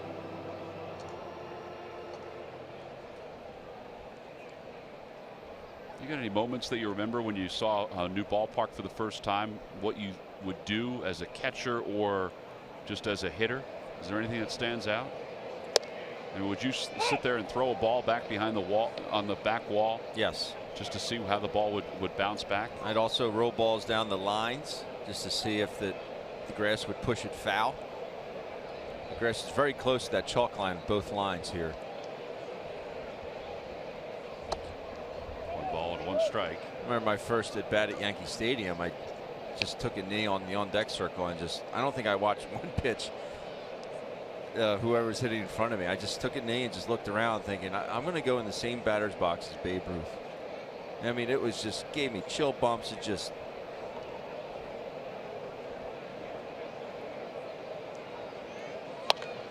popped up, foul, and that's going to be back into the seats. And it's 1 ball and 2 strikes.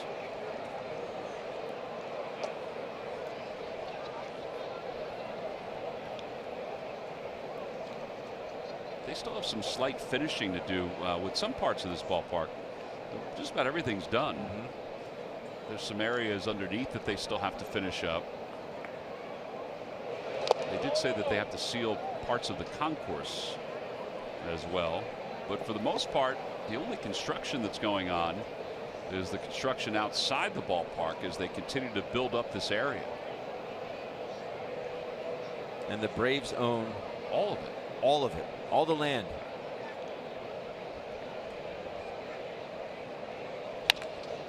A little looper into right field. That'll drop for a base hit.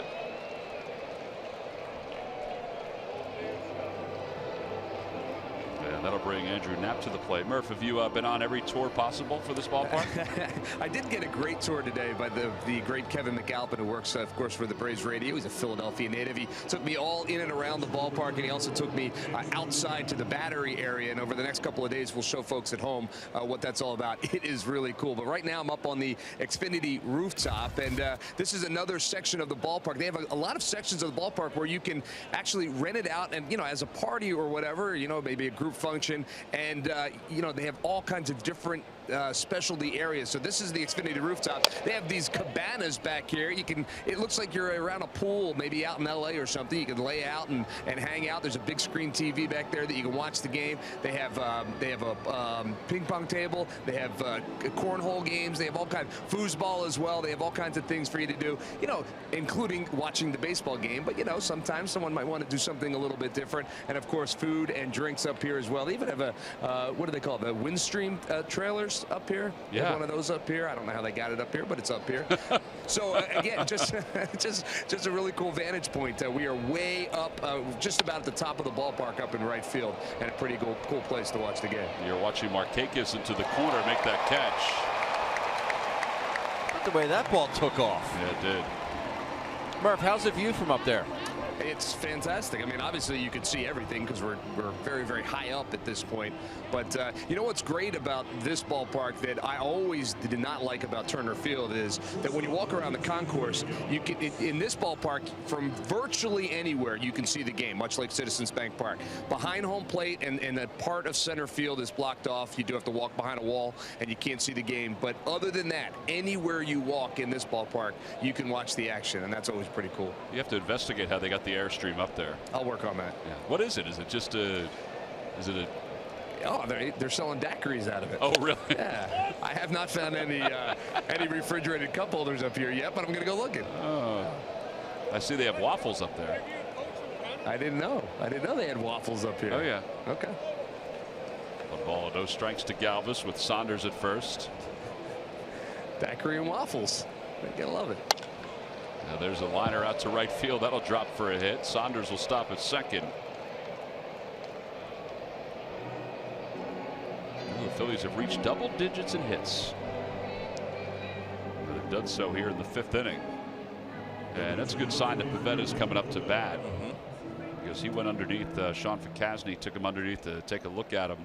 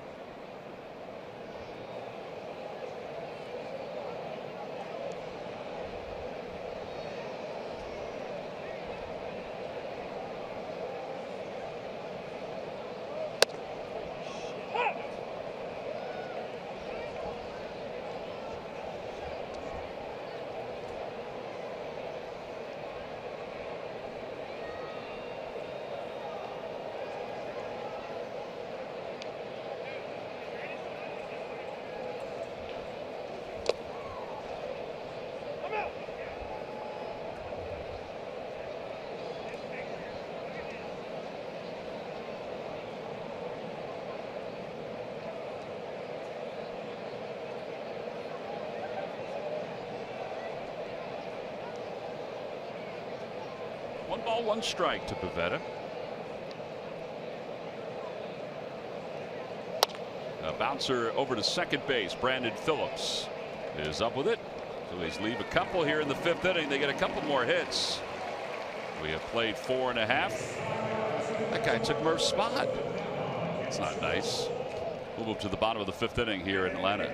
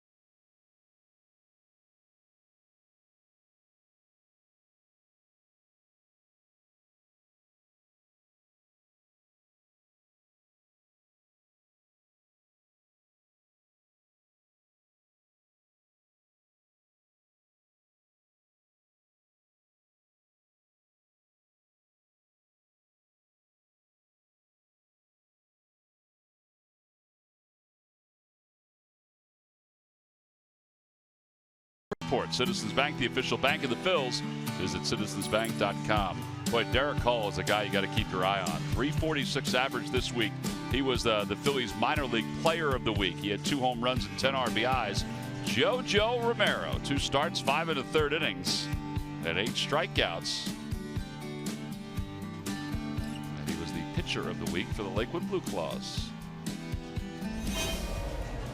Ender Inciarte will lead it off against Nick Pivetta. Pivetta trying to pick up his first major league victory. And he has a 9-2 lead as we begin the bottom of the 5th inning. And Inciarte has walked his first 2 times up.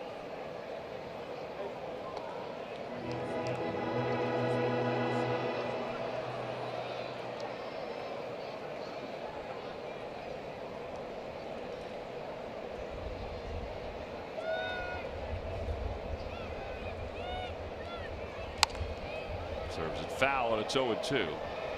I mentioned earlier that Inciarte had 5 for 5 yesterday.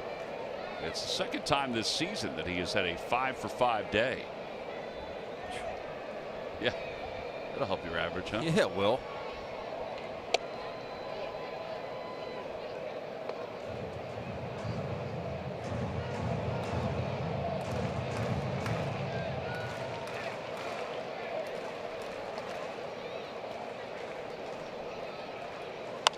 And he lines it into right center field, a base hit. Well, his on-base percentage is going to be through the roof after these last couple days. Arizona Diamondbacks will be in town beginning Friday, June 16th. It's a 7:05 start. Saturday the 17th is another one of those 4:05 starts. It's a W.B. Mason collectible truck that's given out to fans 14 and under. Sunday the 18th is Chevrolet Father's Appreciation Day, and the Hawaiian shirt given out to men 15 and older. Get your tickets for the red hot Arizona Diamondbacks by going to Phillies.com.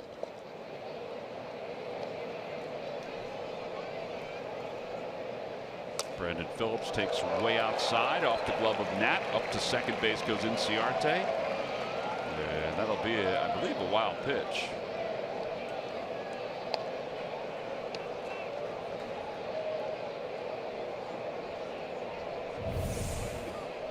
Yes, indeed, a wild pitch.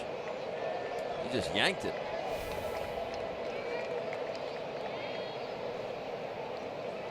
You hope that's not a result of his finger and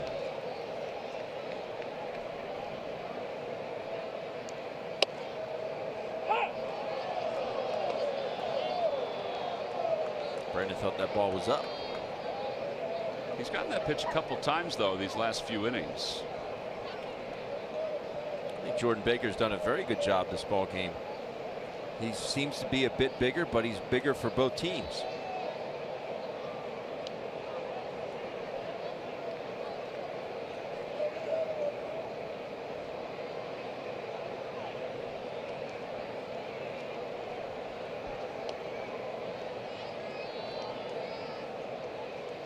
Fastball hit off the foot of Phillips. And it's 1-2. That's going to be a little painful. Ow. That will bring you to a knee.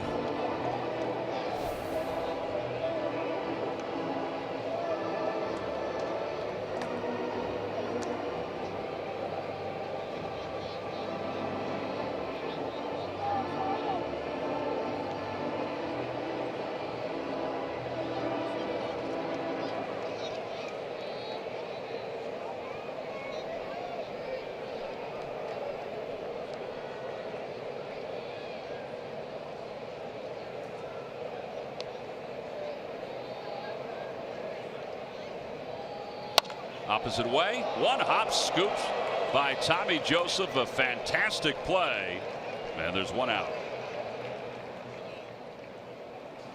Brandon Phillips saying, no, I used to do that to guys. You're not supposed to do that to me.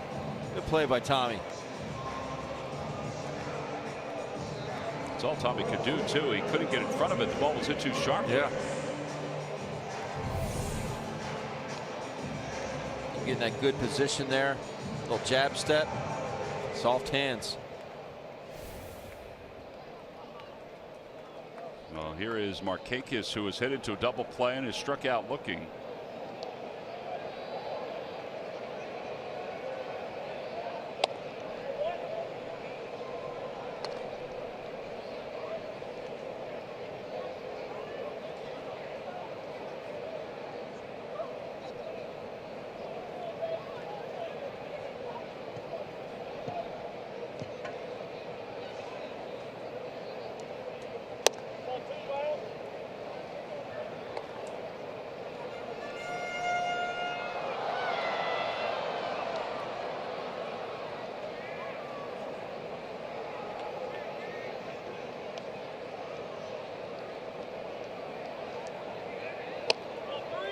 Balls and no strikes. He's had one other walk tonight that he's issued on 4 pitches.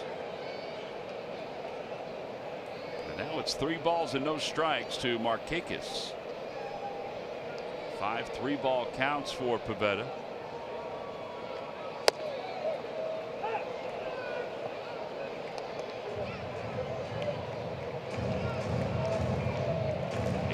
Pitches.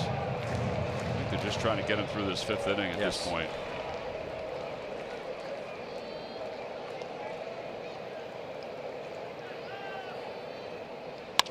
Back toward the middle, a base hit that'll drive it a run. Scoring from third is Inciarte. RBI single, and it's now a 9-3 ball game.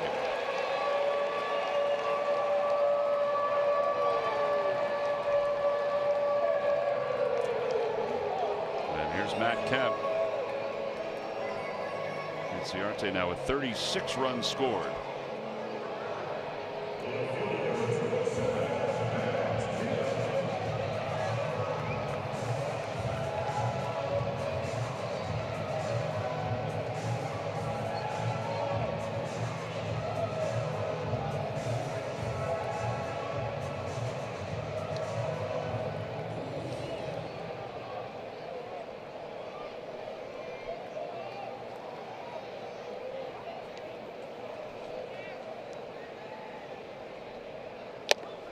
Kemp was late. It's 75 miles an hour. That looked more like a slider than a curveball, didn't it? Only because it didn't have depth to it. It just had more lateral movement. Right. Yeah.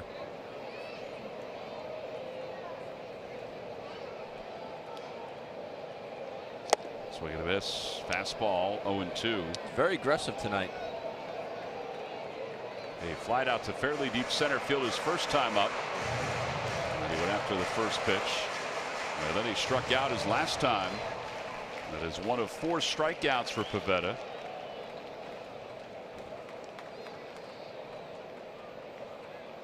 Little tapper back toward the mound. And Pivetta takes his time, throws to first, and 2 outs.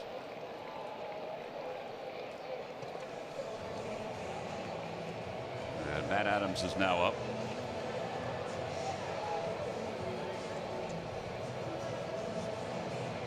Jordan Baker went out as soon as Nick threw that ball to first base. He grabbed a ball and handed it to Nick Pivetta. Here's a new ball. I mean, what if Nick Pivetta would like that ball? They can't. I don't understand it. Why they go through them the way they do.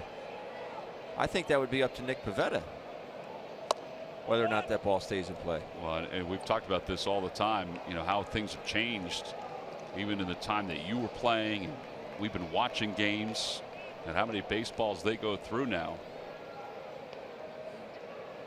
1 ball, no strikes to Adams.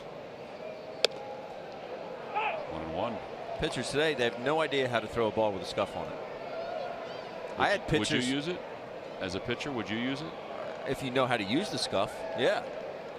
I had pitchers that would say, hey, see if you can bounce it when you throw it down to second in between innings. See if you short hop whoever takes the throw. So they can sneak and keep it. Exactly. 1 hopper to Freddie Galvis. So Pivetta is through 5 innings. The Braves score a run here in the 5th. They get a couple of hits. They lead 1. We'll move to the 6th inning. Phillies up by 6.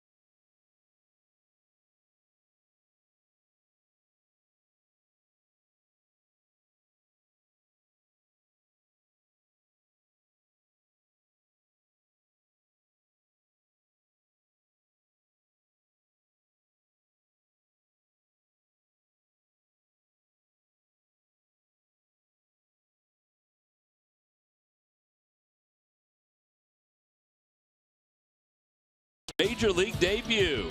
After being drafted in the 4th round of the 2013 draft, 3 years, 11 months, and 28 days later, the 25-year-old reached every kid's dream. Ben Lively took the mound at Citizens Bank Park and was very solid for 7 strong innings. The right-hander allowed just 1 earned run, only 4 hits, and did so without a strikeout. His 98-pitch performance was one he and his family will never forget. And it's brought to you by Independence Blue Cross. Live fearless.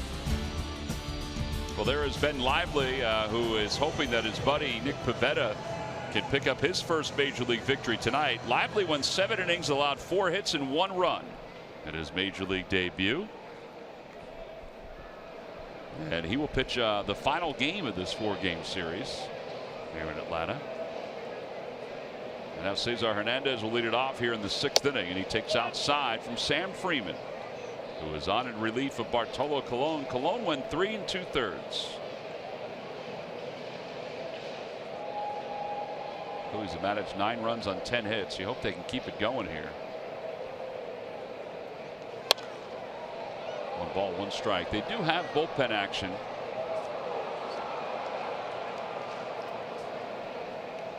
And Genmar Gomez will start warming up in the bullpen. Thought maybe they would let Pivetta start the 6th inning. But I think at this point, with the way the finger is, his command has not been perfect tonight. They let him walk away with a 6-run lead and feel good about himself, and he should. He had a good fastball early on. Yes. And I like the fact that he made some adjustments with the breaking ball as well. 3 walks, 4 strikeouts for Pivetta so far. 2-1 pitch now to Cesar. And 3-1.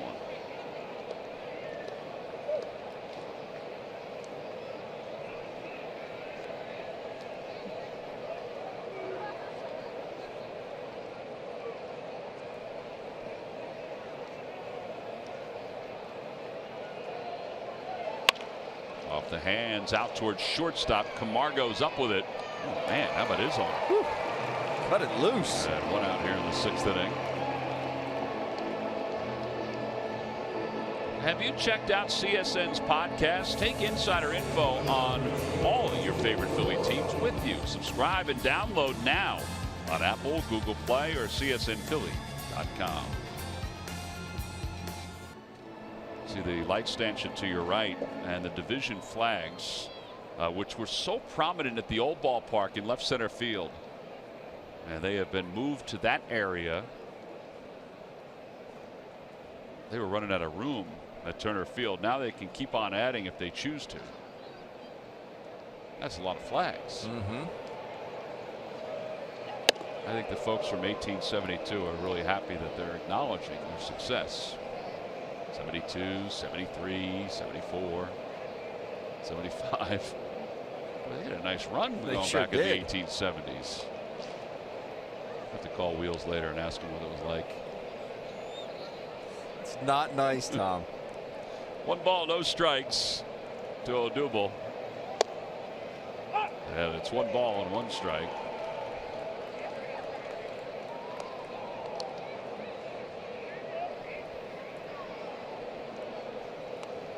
Odubel with 3 extra base hits tonight.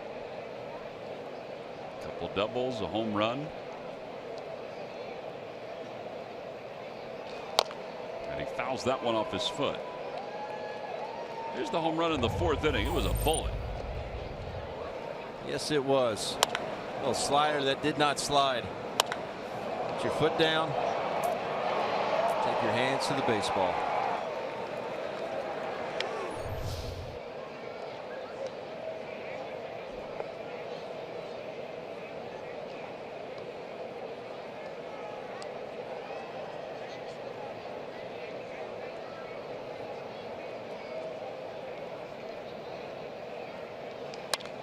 Fouls it away to stay alive.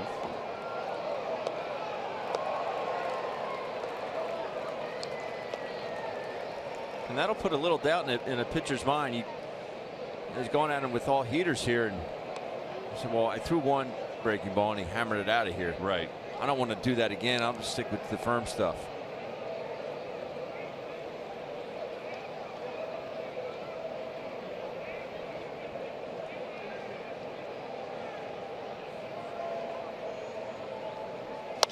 And he pulls that one, and Matt Adams smothers it on the backhand, and then beats Odubel to the bag. 3 unassisted. 2 outs. He's moving down that line because that ball was scorched as well. No, he was smelling another hit. Got out of the box quickly. Good play there by Adams.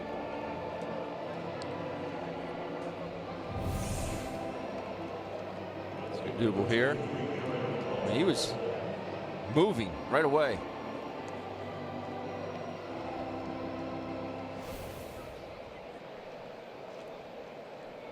Two outs. Aaron Altair is coming up.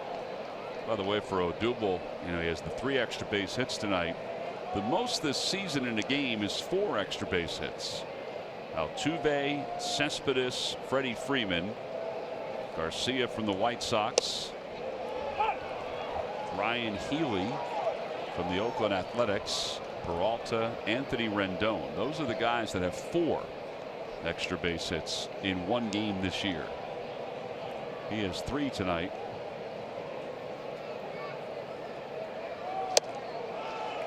And it's the second time this year that he has had a game with 3.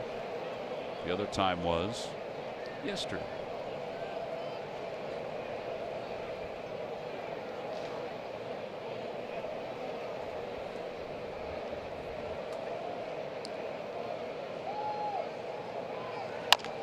Softly to the left side. Camargo throws to first, not in time. Aaron Altair has his second hit.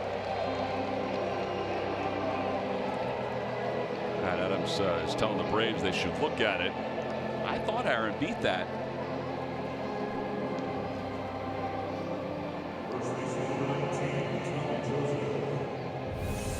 I thought Camargo should have let Ruiz take this. He's coming across. You see Ruiz getting in your picture there.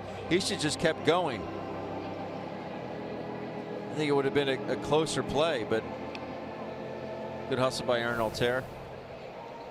How many more hits a year do you get being able to run? It's just, I know I'm jealous, but seriously.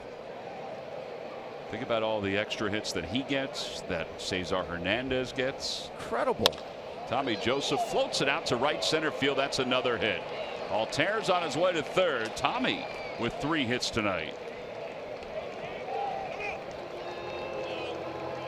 So Tommy now has a home run, a double, and a single. Nice to know that a manager has your back the way Pete Buchanan has had Tommy's back this season. I mean, 187 in April. He could say, you know what, we got Brock Stassi here. We're going to give him a few more looks. No, he can stay with Tommy, and his patience is being rewarded right now. It's his third 3-hit game of the year.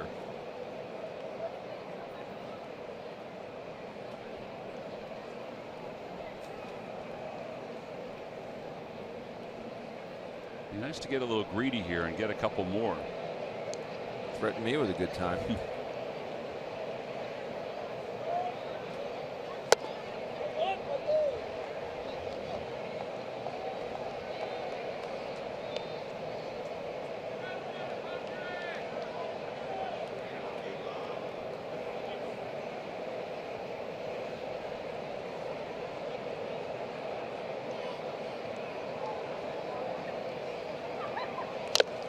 Good swing.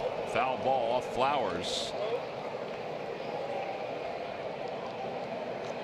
That may have gotten his shoulder. Like inside.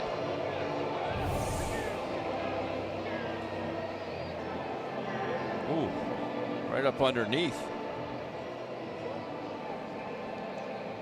If only he came up with a mask that would help that. Wow. Man. Tough man.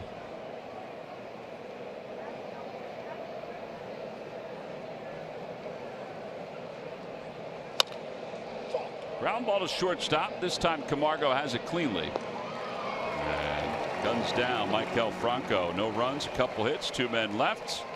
We will go to the bottom of the 6th inning here at SunTrust Park with the Phillies up 9-3.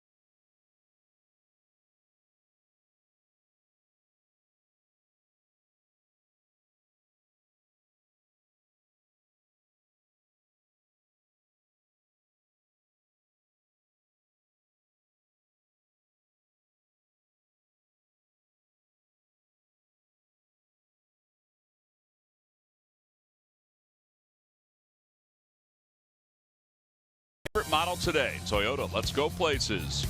By McDonald's, introducing the new signature crafted recipes at McDonald's. I'm loving it. And by your local Chevrolet dealers.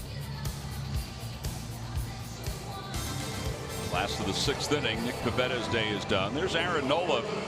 Boy, Aaron is looking forward to getting back out there tomorrow. He'll be opposed by Jaime Garcia. Aaron, his last outing, just won 3 innings against the Miami Marlins. Genmar Gomez will take over for Pivetta. Genmar 3-1, an ERA of 7.47. And he will face Flowers, Ruiz, and Camargo.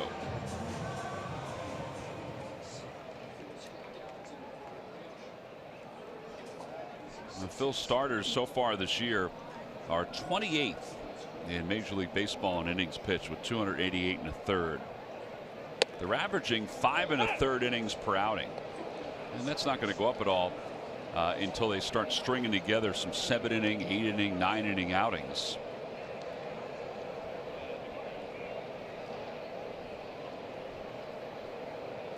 Flowers tonight is 0 for 2. He's lined out and he's flied out. And 1 ball, 1 strike.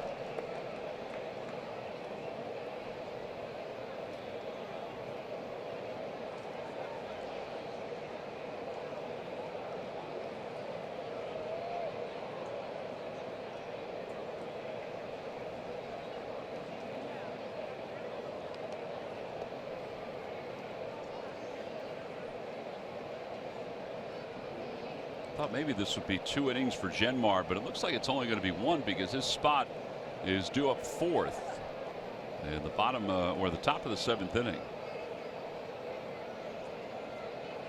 Bouncer back over the mound. Charging is Galvis, sweeps in to make the catch and throws to first base in time.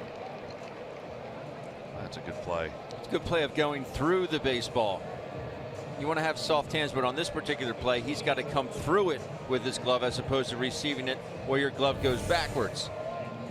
You see him come in charging, and right there he comes through the ball. What that does is it enables him to get the ball to his throwing hand quicker and make that release. I've read where shortstops, particularly shortstops from Dominican or Venezuela, they will routinely practice that particular play. You know, whether it be coming straight in, whether it be coming in towards second base, because you have to make that play if you're a shortstop. Yes. There's so many of those little dribblers. You have to make it at this level. You do. Ruiz takes low. Ruiz scored a run back in the 4th inning.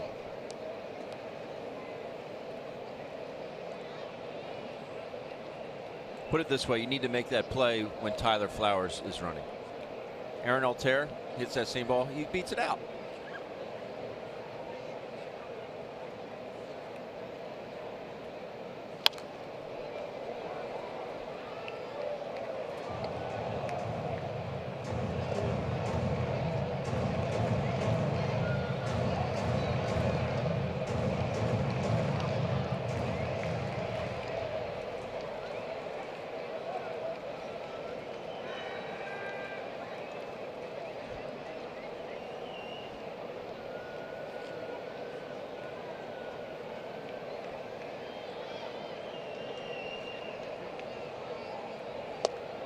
Down and away, and it's 2-1. I've never seen a scoreboard put up a player's Twitter handle. You ever seen that? You know, that's a good question. Now that you point it out, I'm sure some other places have had it in this day and age. I mean, things are changing so much, and social media is so popular, particularly among the players. 2-2. They have so much space on that big video board. They're looking for stuff to put up there. I guess. It is giant. You gonna follow him? I don't think so. Take a picture of it, follow him, and say, listen, we're following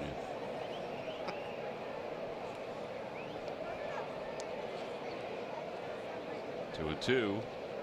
The pitch from Gomez. Now toward left center field. Easy fly ball. Altair says he has it. And 2 outs.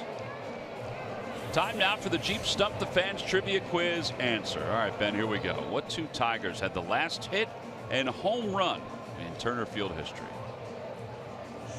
I'm going to say J.D. Martinez and Brian McCann. J.D. Martinez is incorrect, and Brian McCann did not play for the Tigers. Not Brian. The catcher, McCann, for the Tigers. You have to have a first name.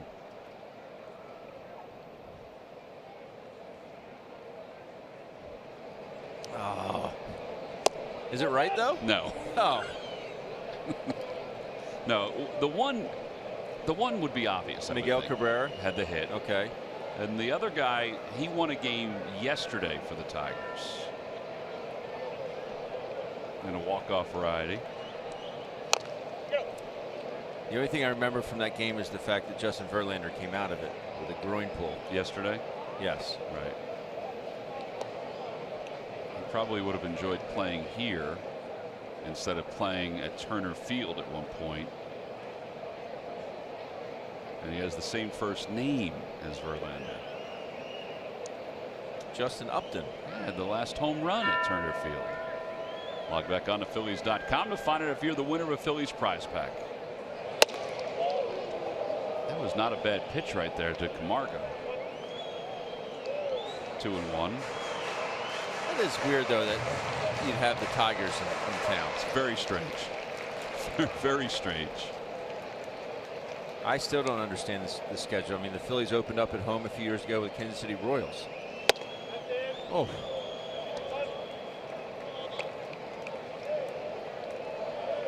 I think both of those pitches are good pitches.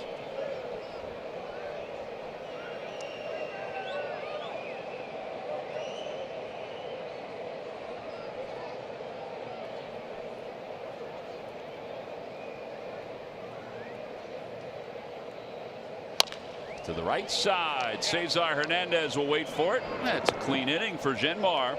1, 2, 3 go the Braves. We have played 6 innings here at SunTrust Park. We will shift on to the 7th. Phillies up by 6.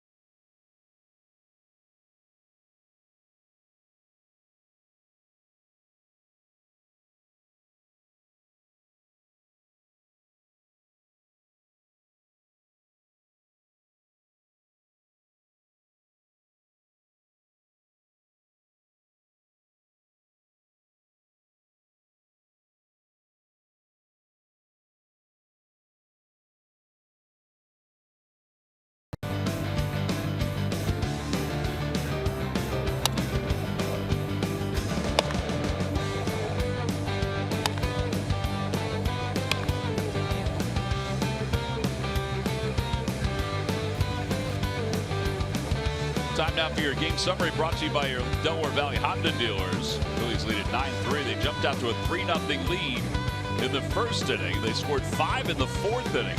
They have 12 hits. Odubel Herrera, he has 2 doubles, a home run, 2 RBIs, and 3 runs scored. Nick Pivetta went the first 5 innings, and he's in line for a victory if the Phillies can hold on. And if you're a Phillies fan, this is an enjoyable night, as Eric O'Flaherty will start here in the 7th inning. Danny Santana comes on to play third base. And Michael Saunders takes the first pitch for a strike. There's Santana. Santana will bat 9th.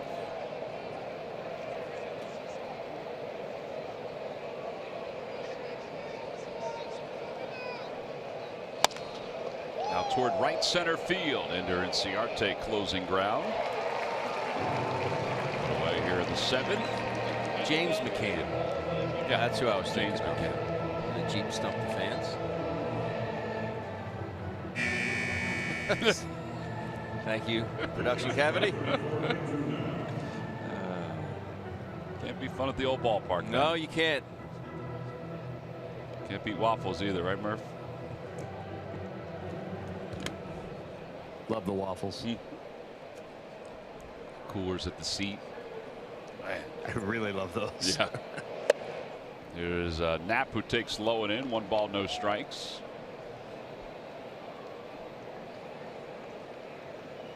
I love me some 9 runs too. 9 runs on 12 hits. It's a good night for the Phils. They haven't had many of these. Gosh, you hope that they're out of whatever they were in the month of May. I mean, nobody said they were going to win a world championship this year. But guys that had, decent years last year regressed for the month of May. And hopefully they've kind of come back to life. I mean, Odubel, 8 straight extra base hits for him. According to Elias, he's the first one since Jason Worth to do that. Jason did it back in 2010.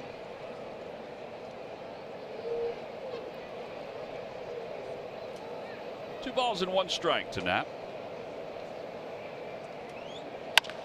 He whacks that one out to shortstop. Camargo stays down on it. You know what else you'd really like to see out of a ball club? Coming in today's game, Phillies are 19-35, right? They could be downtrodden and just, ho-hum, or even in a game like this, we're up by a lot. We'll cash this in. Game's over. Look at that dugout. Everyone is up on that railing, cheering on their teammates. Honestly, I mean, you'd love to see that. They're not sitting back, flicking sunflower seeds or pumpkin seeds at each other. Not that I've ever done that, Tom. No, I can't see you doing that. But seriously, I mean, that speaks volumes of them as teammates and people. And Well, it's a long year. It is. And you can let it unravel pretty quickly and for a long period of time. A ball and 1 strike. Phillies won the 3 games they played against Atlanta earlier this year at Citizens Bank Park.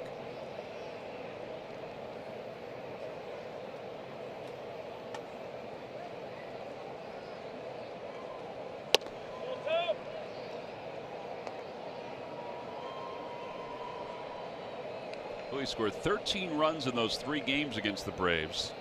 They had 11 extra base hits. Well, they're just adding to that total here tonight. Galvis hooks it foul.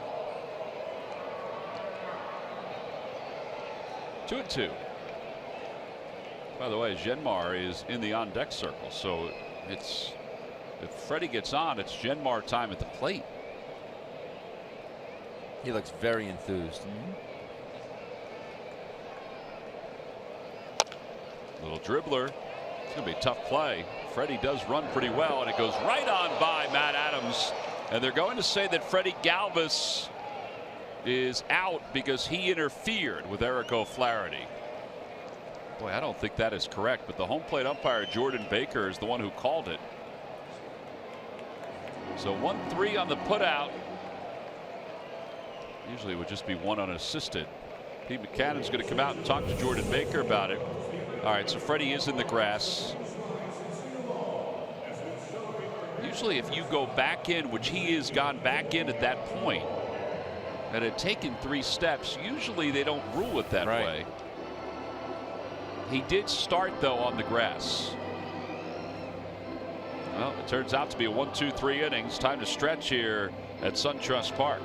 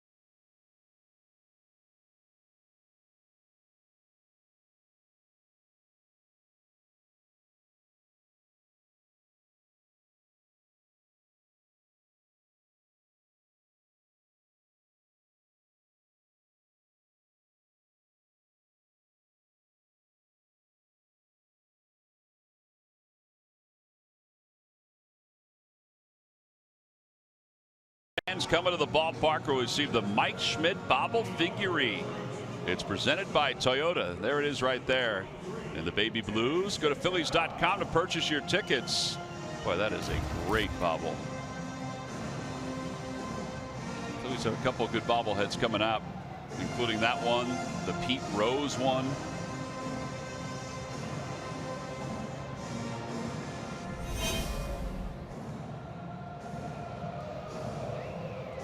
Danny Santana will bat for the first time. Santana hitting .200 with 2 home runs and 8 runs batted in.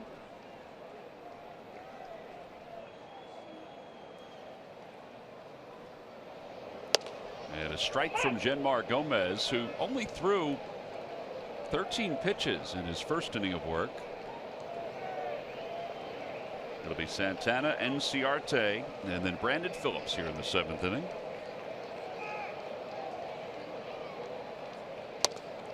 One ball and 1 strike.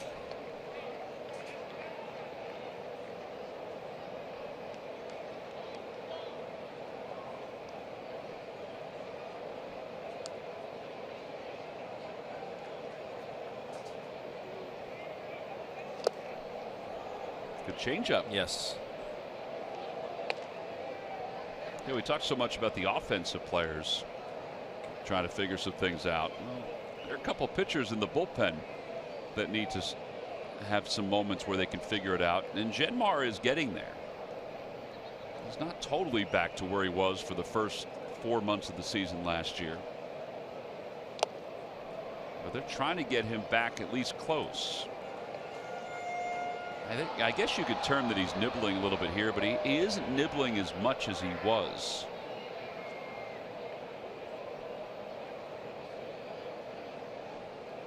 Well, he's never going to be that pitcher where, okay, here it is, see what you can do with it. Correct. See how far you can hit it. Yeah, because if he does that, then they will hit it far. Yeah. I mean, he needs to pitch at contact.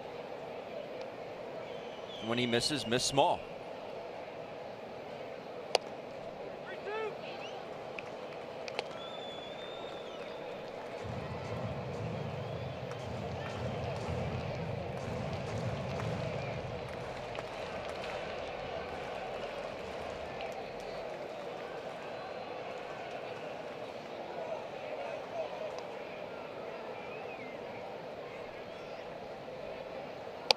And a strike 3 called, 89 miles an hour, and it came back on the inner half.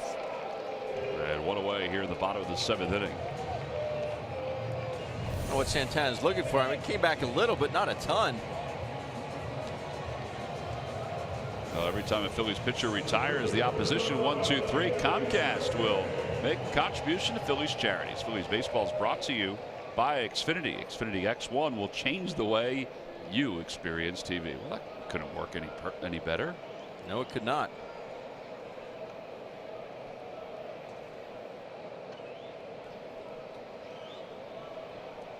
Ciarte has been on base 3 times. He's walked twice, and he singled his last time.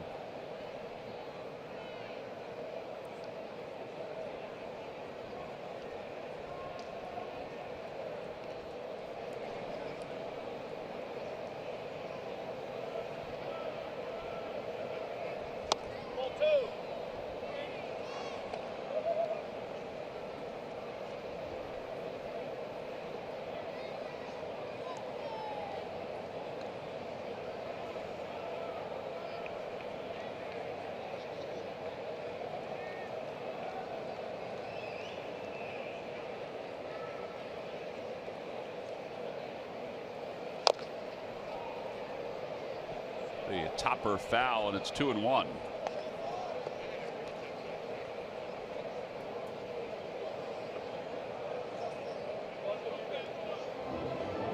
At this point last year, Ciarte was scuffling for the Atlanta Braves, but it turned out to be a good year. He wound up hitting .291 with 24 doubles.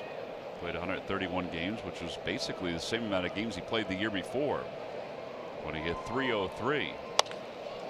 And a line shot past Tommy Joseph into right field.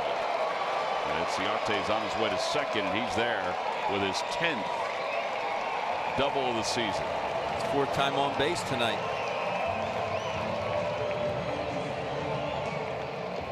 Short swing. I think this went just underneath the glove, or mitt, I should say. First baseman's mitt of Tommy Joseph.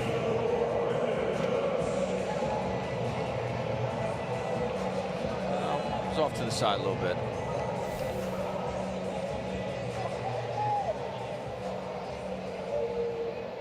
Brandon Phillips is 1 for 3. He singled his first time up, popped up, and grounded out. That ground out was a sharply hit ground ball that Tommy Joseph flagged down over at first base.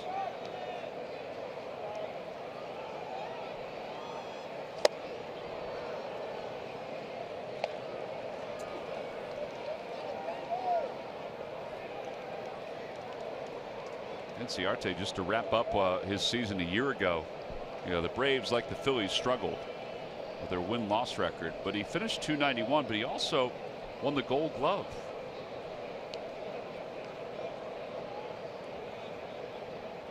It's not a small. That was not a small center field that he had to patrol. No. At Turner Field.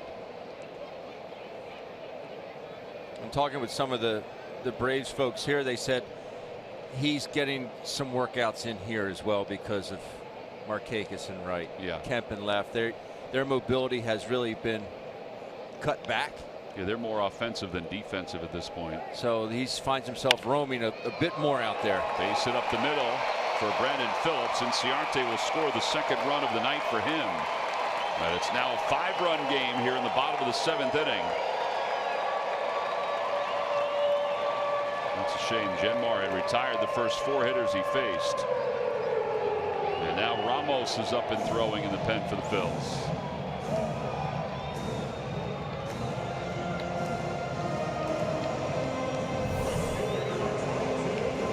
Phillips does his job, gets a little slider there that just stays up, does not try and pull it.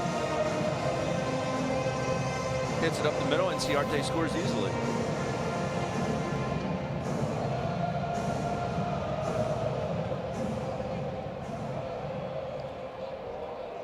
Markakis has hit it to 1 double play so far tonight.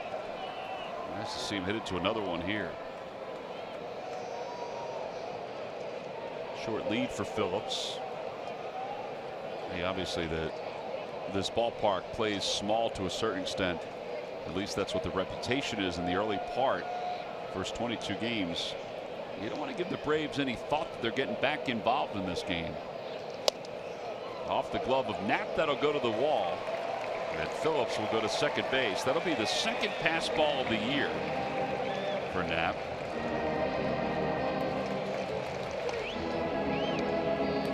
That takes a double play out of play. Yeah, just clanked it.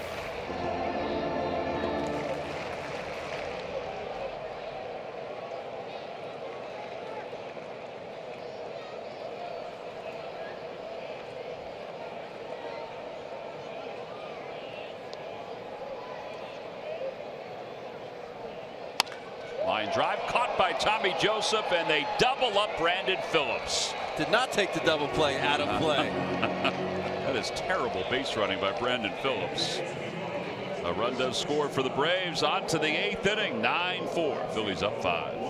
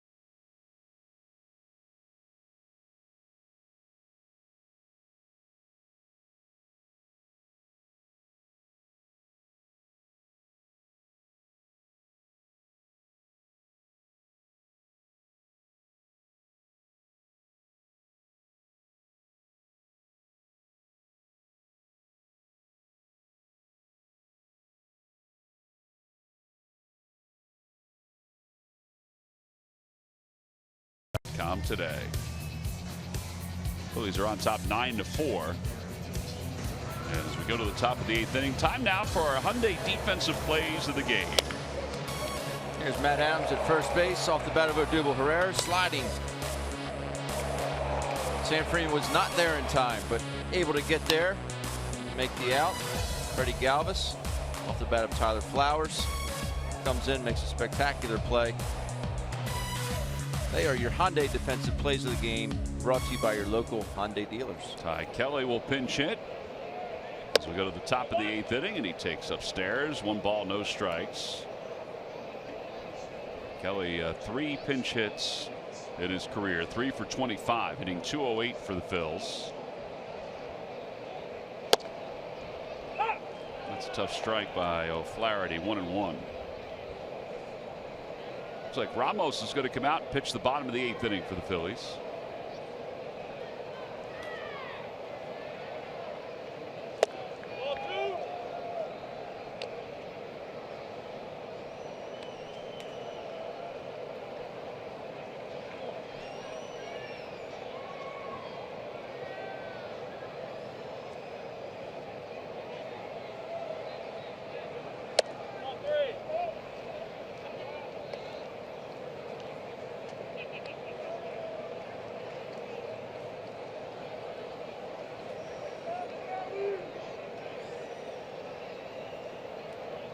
Ball 4. And Ty Kelly is aboard. A leadoff walk. Cesar Hernandez is coming up. Let's check in with Greg Murphy.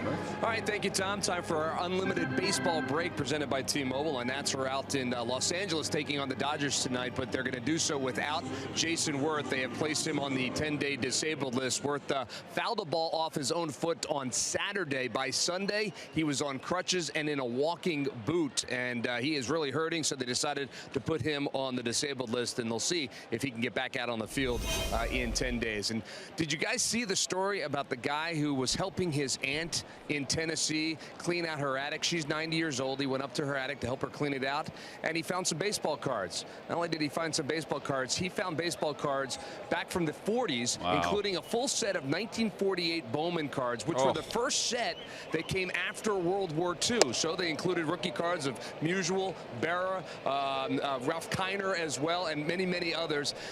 They're worth about $500,000. The rest of the cards that he also found, about another $500,000, close to $1 million in his aunt's attic. So the lesson is always help your aunt if she needs help in the attic. Right? That's exactly right.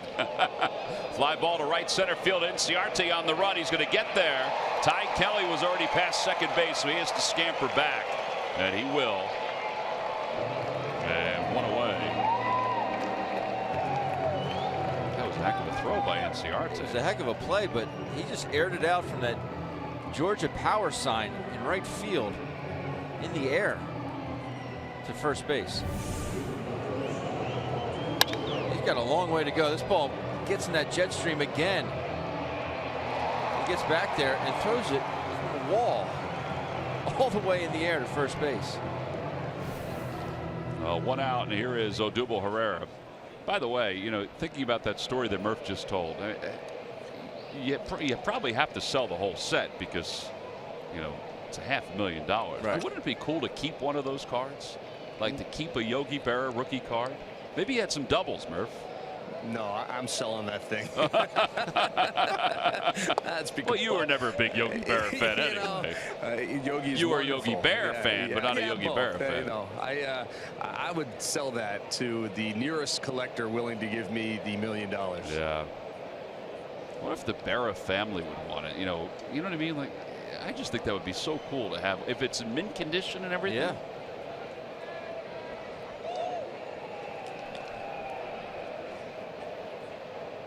One ball and no strikes to Odubel Herrera, and he fouls it down the left field line, 1-1. Well, they better not discount all the other boxes that they find up in the Auntie's attic. Murph, I didn't read the story. What were some of the other cards that they found? Was there anything that stood out that you know of? Well, so that set, you know, in and of itself is worth half of what, you know, what it's all worth. But no, they didn't get into specifics, although they did have a couple pictures in the story of the cards, and they were in mint condition. They were in card cases, each one of them. So, you know, it's just remarkable. There were some from 1941, some cards from 1941. I would imagine some. She was 90 years old. The aunt is 90 years old. So yeah, don't sell her off just yet, Murph. Yeah, no, I didn't want to. I don't want to rush anything. But yeah, so it just goes to show you. I mean, you never know what you're going to find up in the attic. Wonder what else is up in that attic. Yeah. Might be a Hank Aaron card, mint condition. 1 ball and 2 strikes to Herrera. Here's fouls another one away. Here's a Yogi Berra 1948 Bowman rookie card. Doesn't look like it's in great condition either, but that one's for sale. You want to buy it? Oh, you just bought a house. That's to the tune of, hold on, wait for it, $15,999. Wow. We should go hunting tomorrow. Odubel strikes out. 2 outs here in the 8th inning.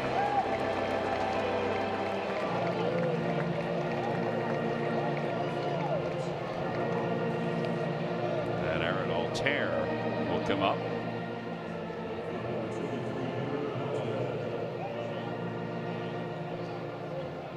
That might even be something Cooperstown would be interested in. They might. They have that whole warehouse of collectibles where you have to wear gloves in order to go to it. It's incredible. I have a picture of myself, my son at the time, I think was only 5 or 6, wearing those white gloves holding Babe Ruth's bat. It's awesome. Yeah, they have some great treasures. I mean, as you would imagine.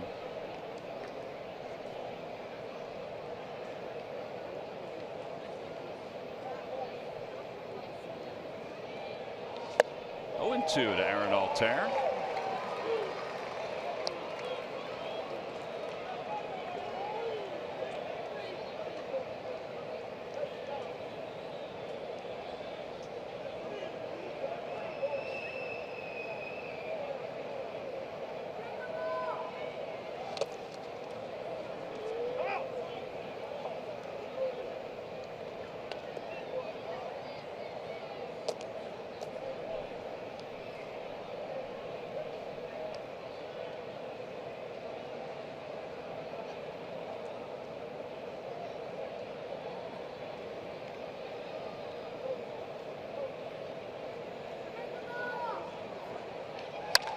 That ball is crushed deep to left center field. Inciarte going back. It is gone. A 2-run home run for Altair. And the Phillies are on top 11-4.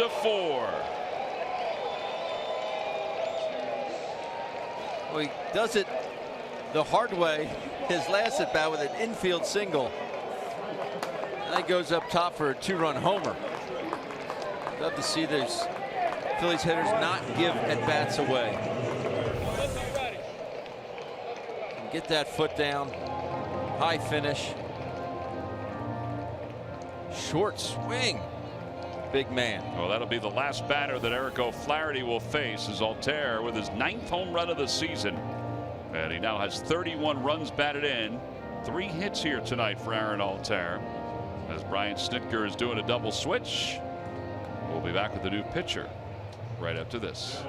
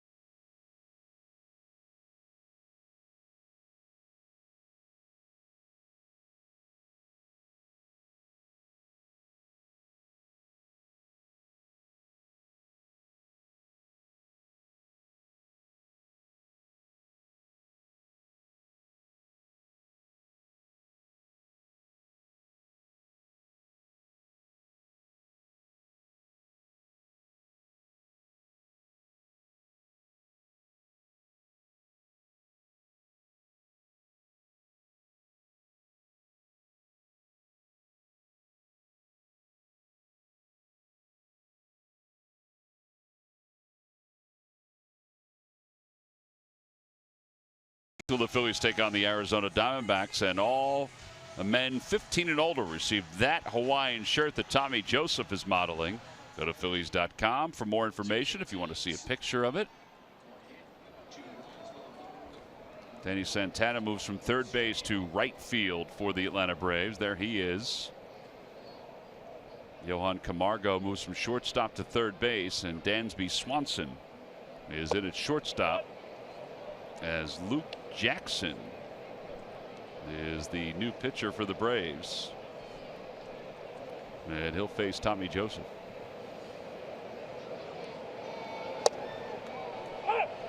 One ball, one strike to Tommy. Jackson's 10th ball game. A 1.74 earned run average.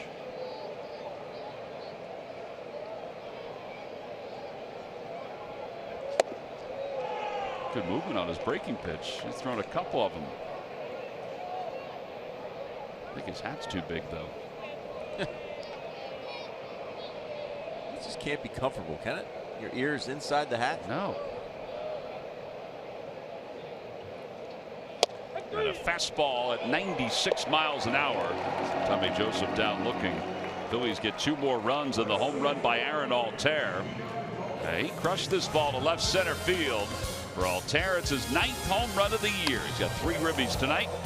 And the Phils have taken an 11-4 lead into the bottom of the 8th inning here at SunTrust Park.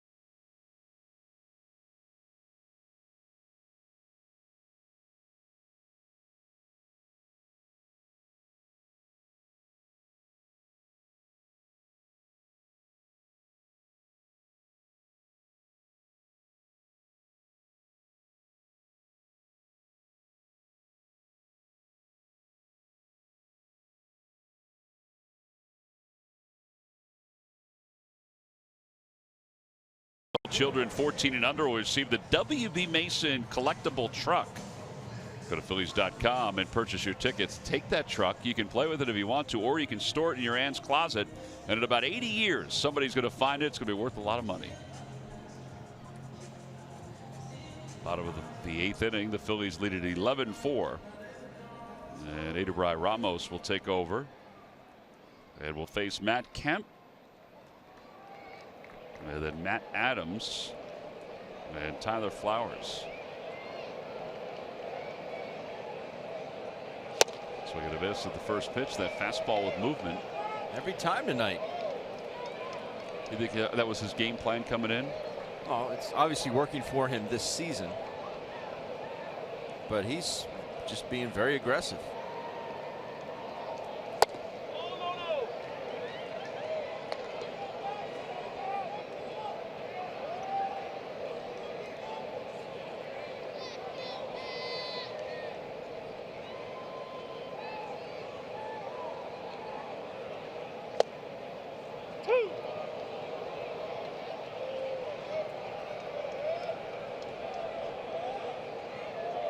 Kemp thought that was a strike. It looked like a pretty good pitch.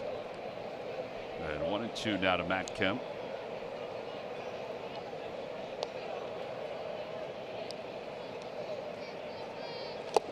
Checked his swing. He went around, and Kemp didn't even have to wait for the help to first base. Boy, this is outstanding right here. You have to beat the freeze, and they give this young guy a head start. Watch this guy in the blue take off. I mean, look how fast he is.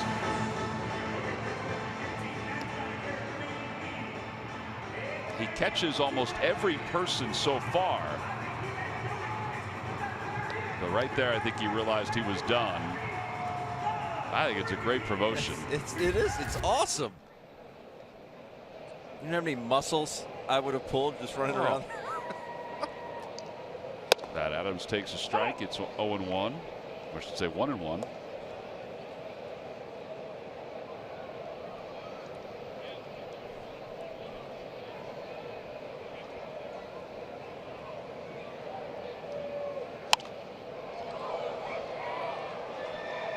They mentioned that meeting. We're going to do this promotion, but we got to find a really fast guy. I mean, not just fast, a really fast guy. Really fast. I couldn't believe that the head start the guy got. 1-2 pitch coming to Adams. And he pops it up. Wow. Michael Franco toward the bag. He slipped on the bag. And he makes the catch. 2 outs. And Ramos 8 pitches, 2 away. And Tyler Flowers is coming up. He'll be followed by Dansby Swanson, who's out in the on-deck circle.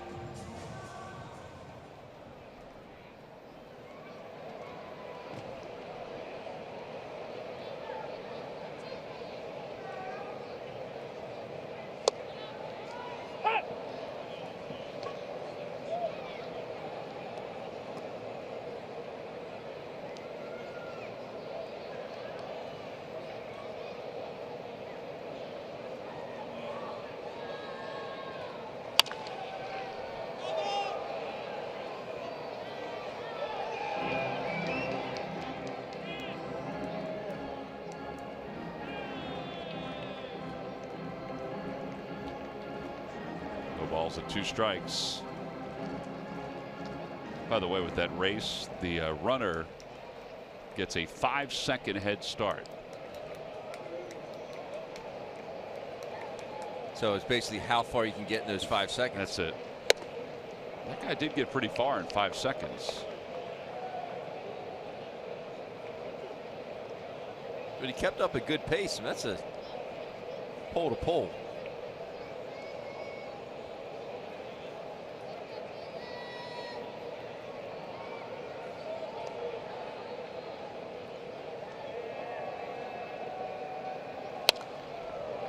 Ball, 2 strikes to Flowers. If any of us did it, we'd have to get at least, we would have to start at the 400 side at straightaway center field. and I think he'd still beat us. We'd have to have Scott Sheridan like a third of the way through. Right. Sean Ficasny another third of the way. Chris Mudd. And Chris Mudd at the end. Yeah. And then a pool or stretcher or something soft. Paul Fournier at the end. No, he would just laugh at us. Give us a stretch. Yeah. You know, if they put daiquiris and waffles at the end, I think we'd be all right.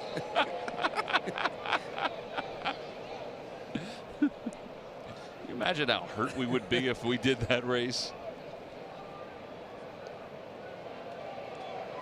1 ball, 2 strikes. Have a MASH unit set up. Oh.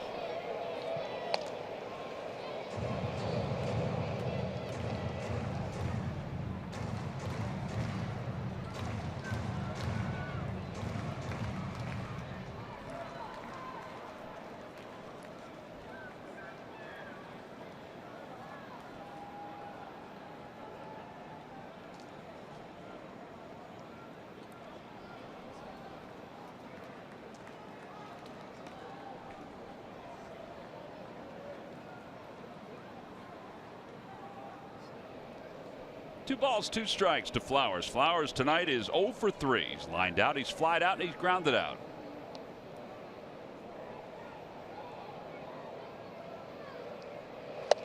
Inside, 3-2.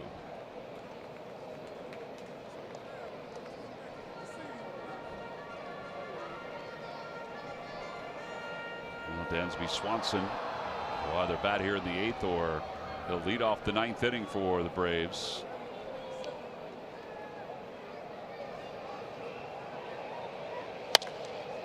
Another one fouled off.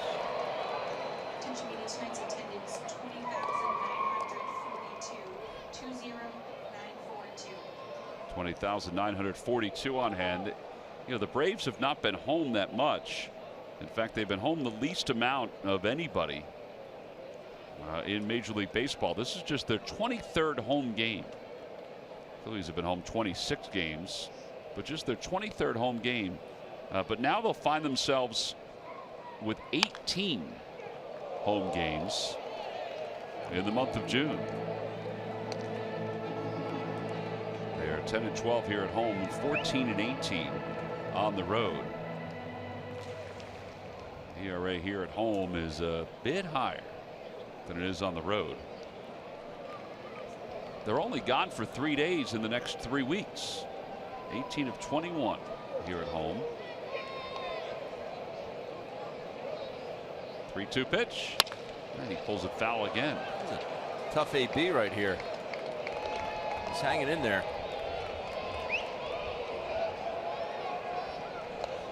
Now tomorrow we'll be back at it again the same time. Aaron Nola against Jaime Garcia, 7:30 on CSN. This will be the 12th pitch of the at bat. There's Jaime Garcia. And Aaron Nola.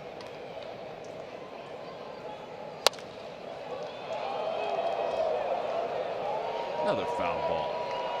Bruce Streckman getting out of the way of that one.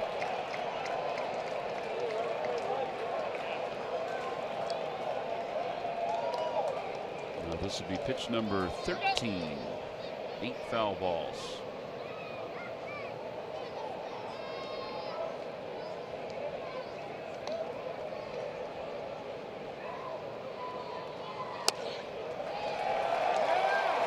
Turns out to be a 2-out walk. And Dansby Swanson will bat here in the 8th inning. Swanson is hitting under 200 this year.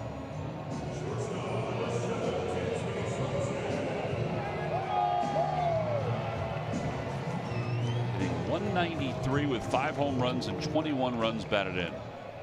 Now that's not a good start to the year. He's been better lately.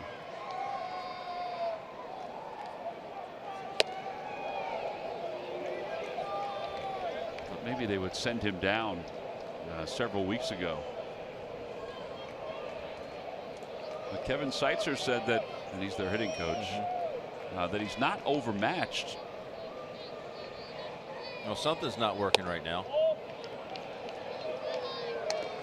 He was an automatic out back at Citizens Bank Park in those 3 games.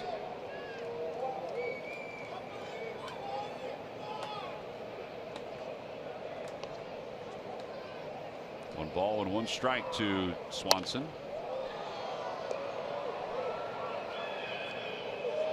And he fouls it off. Let's see if he throws him that same pitch toward the outer half of the plate that he got strike 1.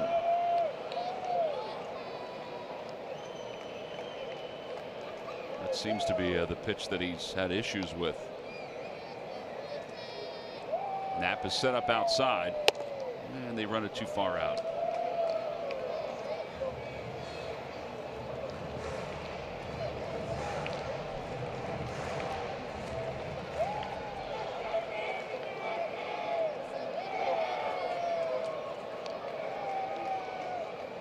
Attack him. Away, away, away. Swing and a miss. He got him 94 miles an hour. 2 strikeouts in the inning for Ramos. Well, you're going to be dreaming about this. Can you beat him?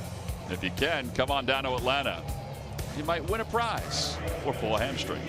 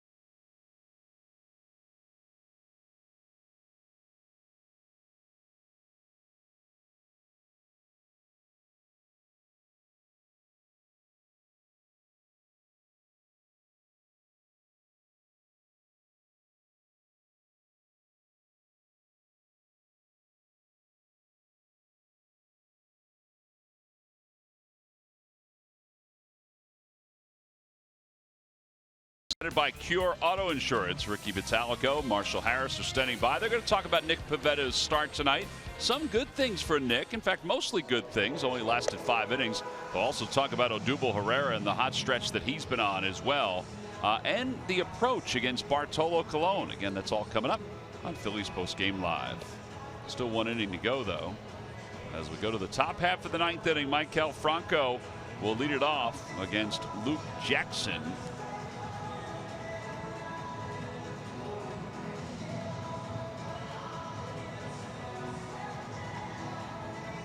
Jackson will face Franco, who is 0 for 4. Hit the ball hard a couple times.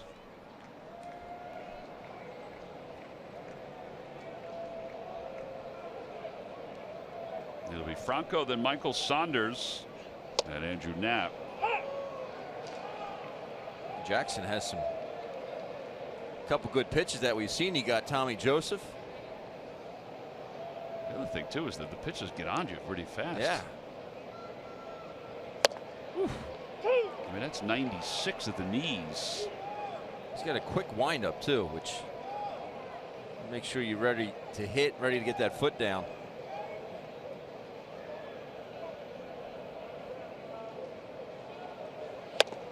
Three pitches and he blows away Maikel Franco. Yeah, that's 1 out. And Saunders is coming up.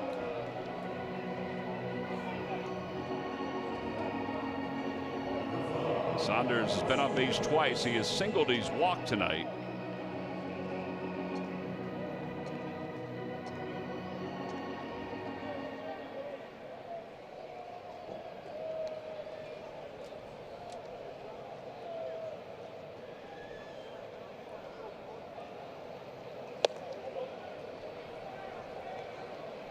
guess he just wanted to show the breaking ball there.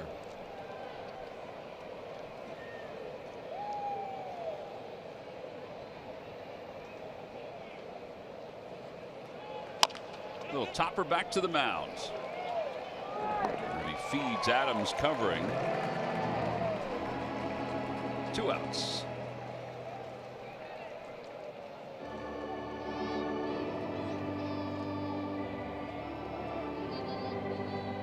And Andrew Knapp, who has a base hit, an RBI double back in the 4th inning.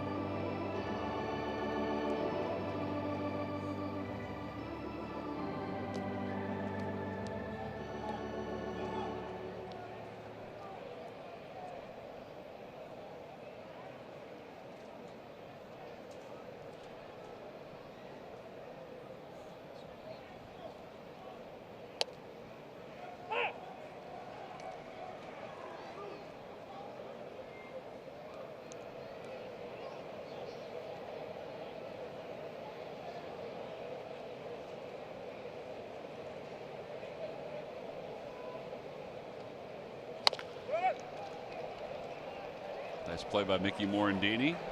Just look at his Luke Jackson, his splits. He's pitched in 28 big league innings.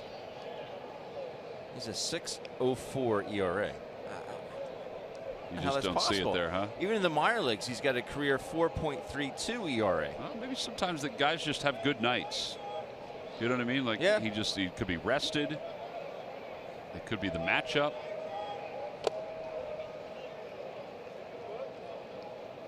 But you are right. He just, the way he looks in this inning. Yeah.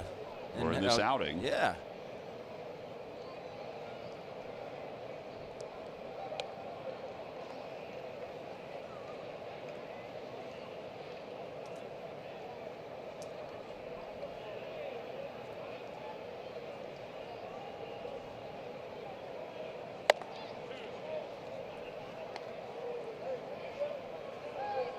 First round pick of the Texas Rangers.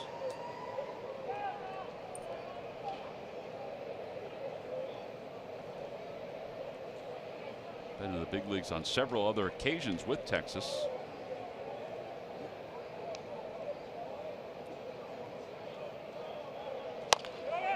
To the right side, big hop for Matt Adams. Now the Phillies go down 1-2-3 for just the 3rd time in tonight's ball game. On to the bottom of the 9th inning. The Phils trying to shore up the first game of this 4-game series.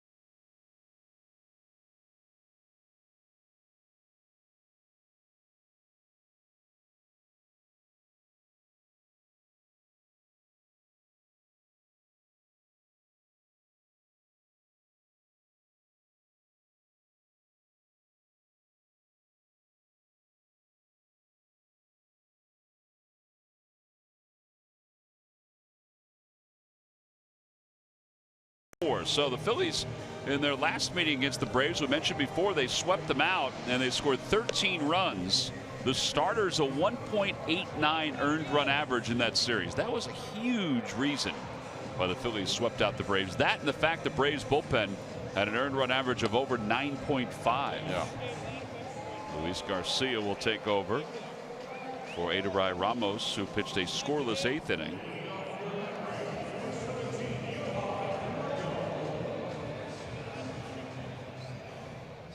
Luis 1-0 with a 1.93 ERA, trying to finish this one off and get Nick Pivetta his first major league victory. sounds like a good thing to do. Pivetta with the first 5 innings, he scattered 6 hits, 3 runs, 3 walks, and 4 strikeouts. Now here is Camargo. Camargo has 2 extra base hits tonight, a double and a triple the opposite way. And he takes the 98-mile-an-hour fastball for a strike.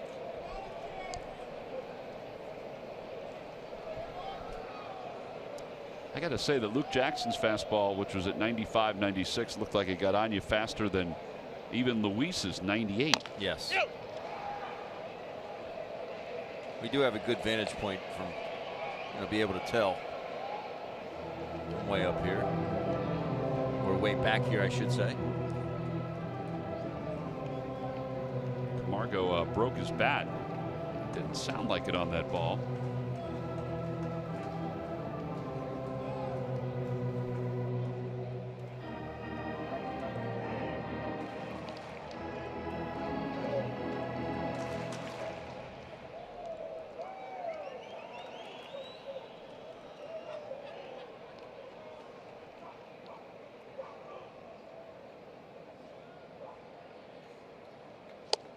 Swing and a miss. Camargo is struck out.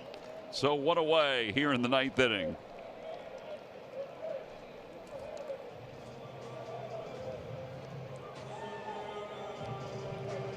Oh, here comes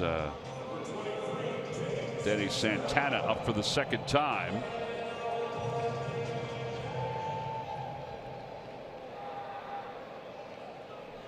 Santana first time up, struck out looking. That was in the 7th inning.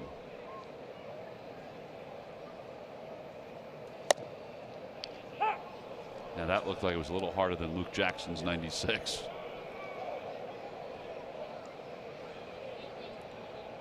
Phillies saw Ben Lively pick up his first major league win this past Saturday. That was in his debut. For Pivetta, this is certainly not his debut, but a chance to pick up that first major league victory. A 1-hopper to Freddie Galvis, 2 outs.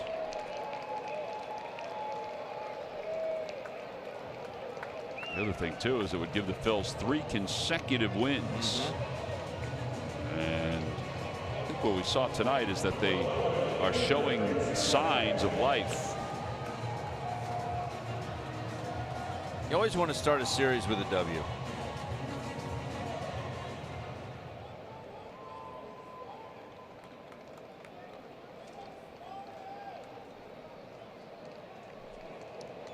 Ender Inciarte. Pokes it foul off the screen, and it's 0-1.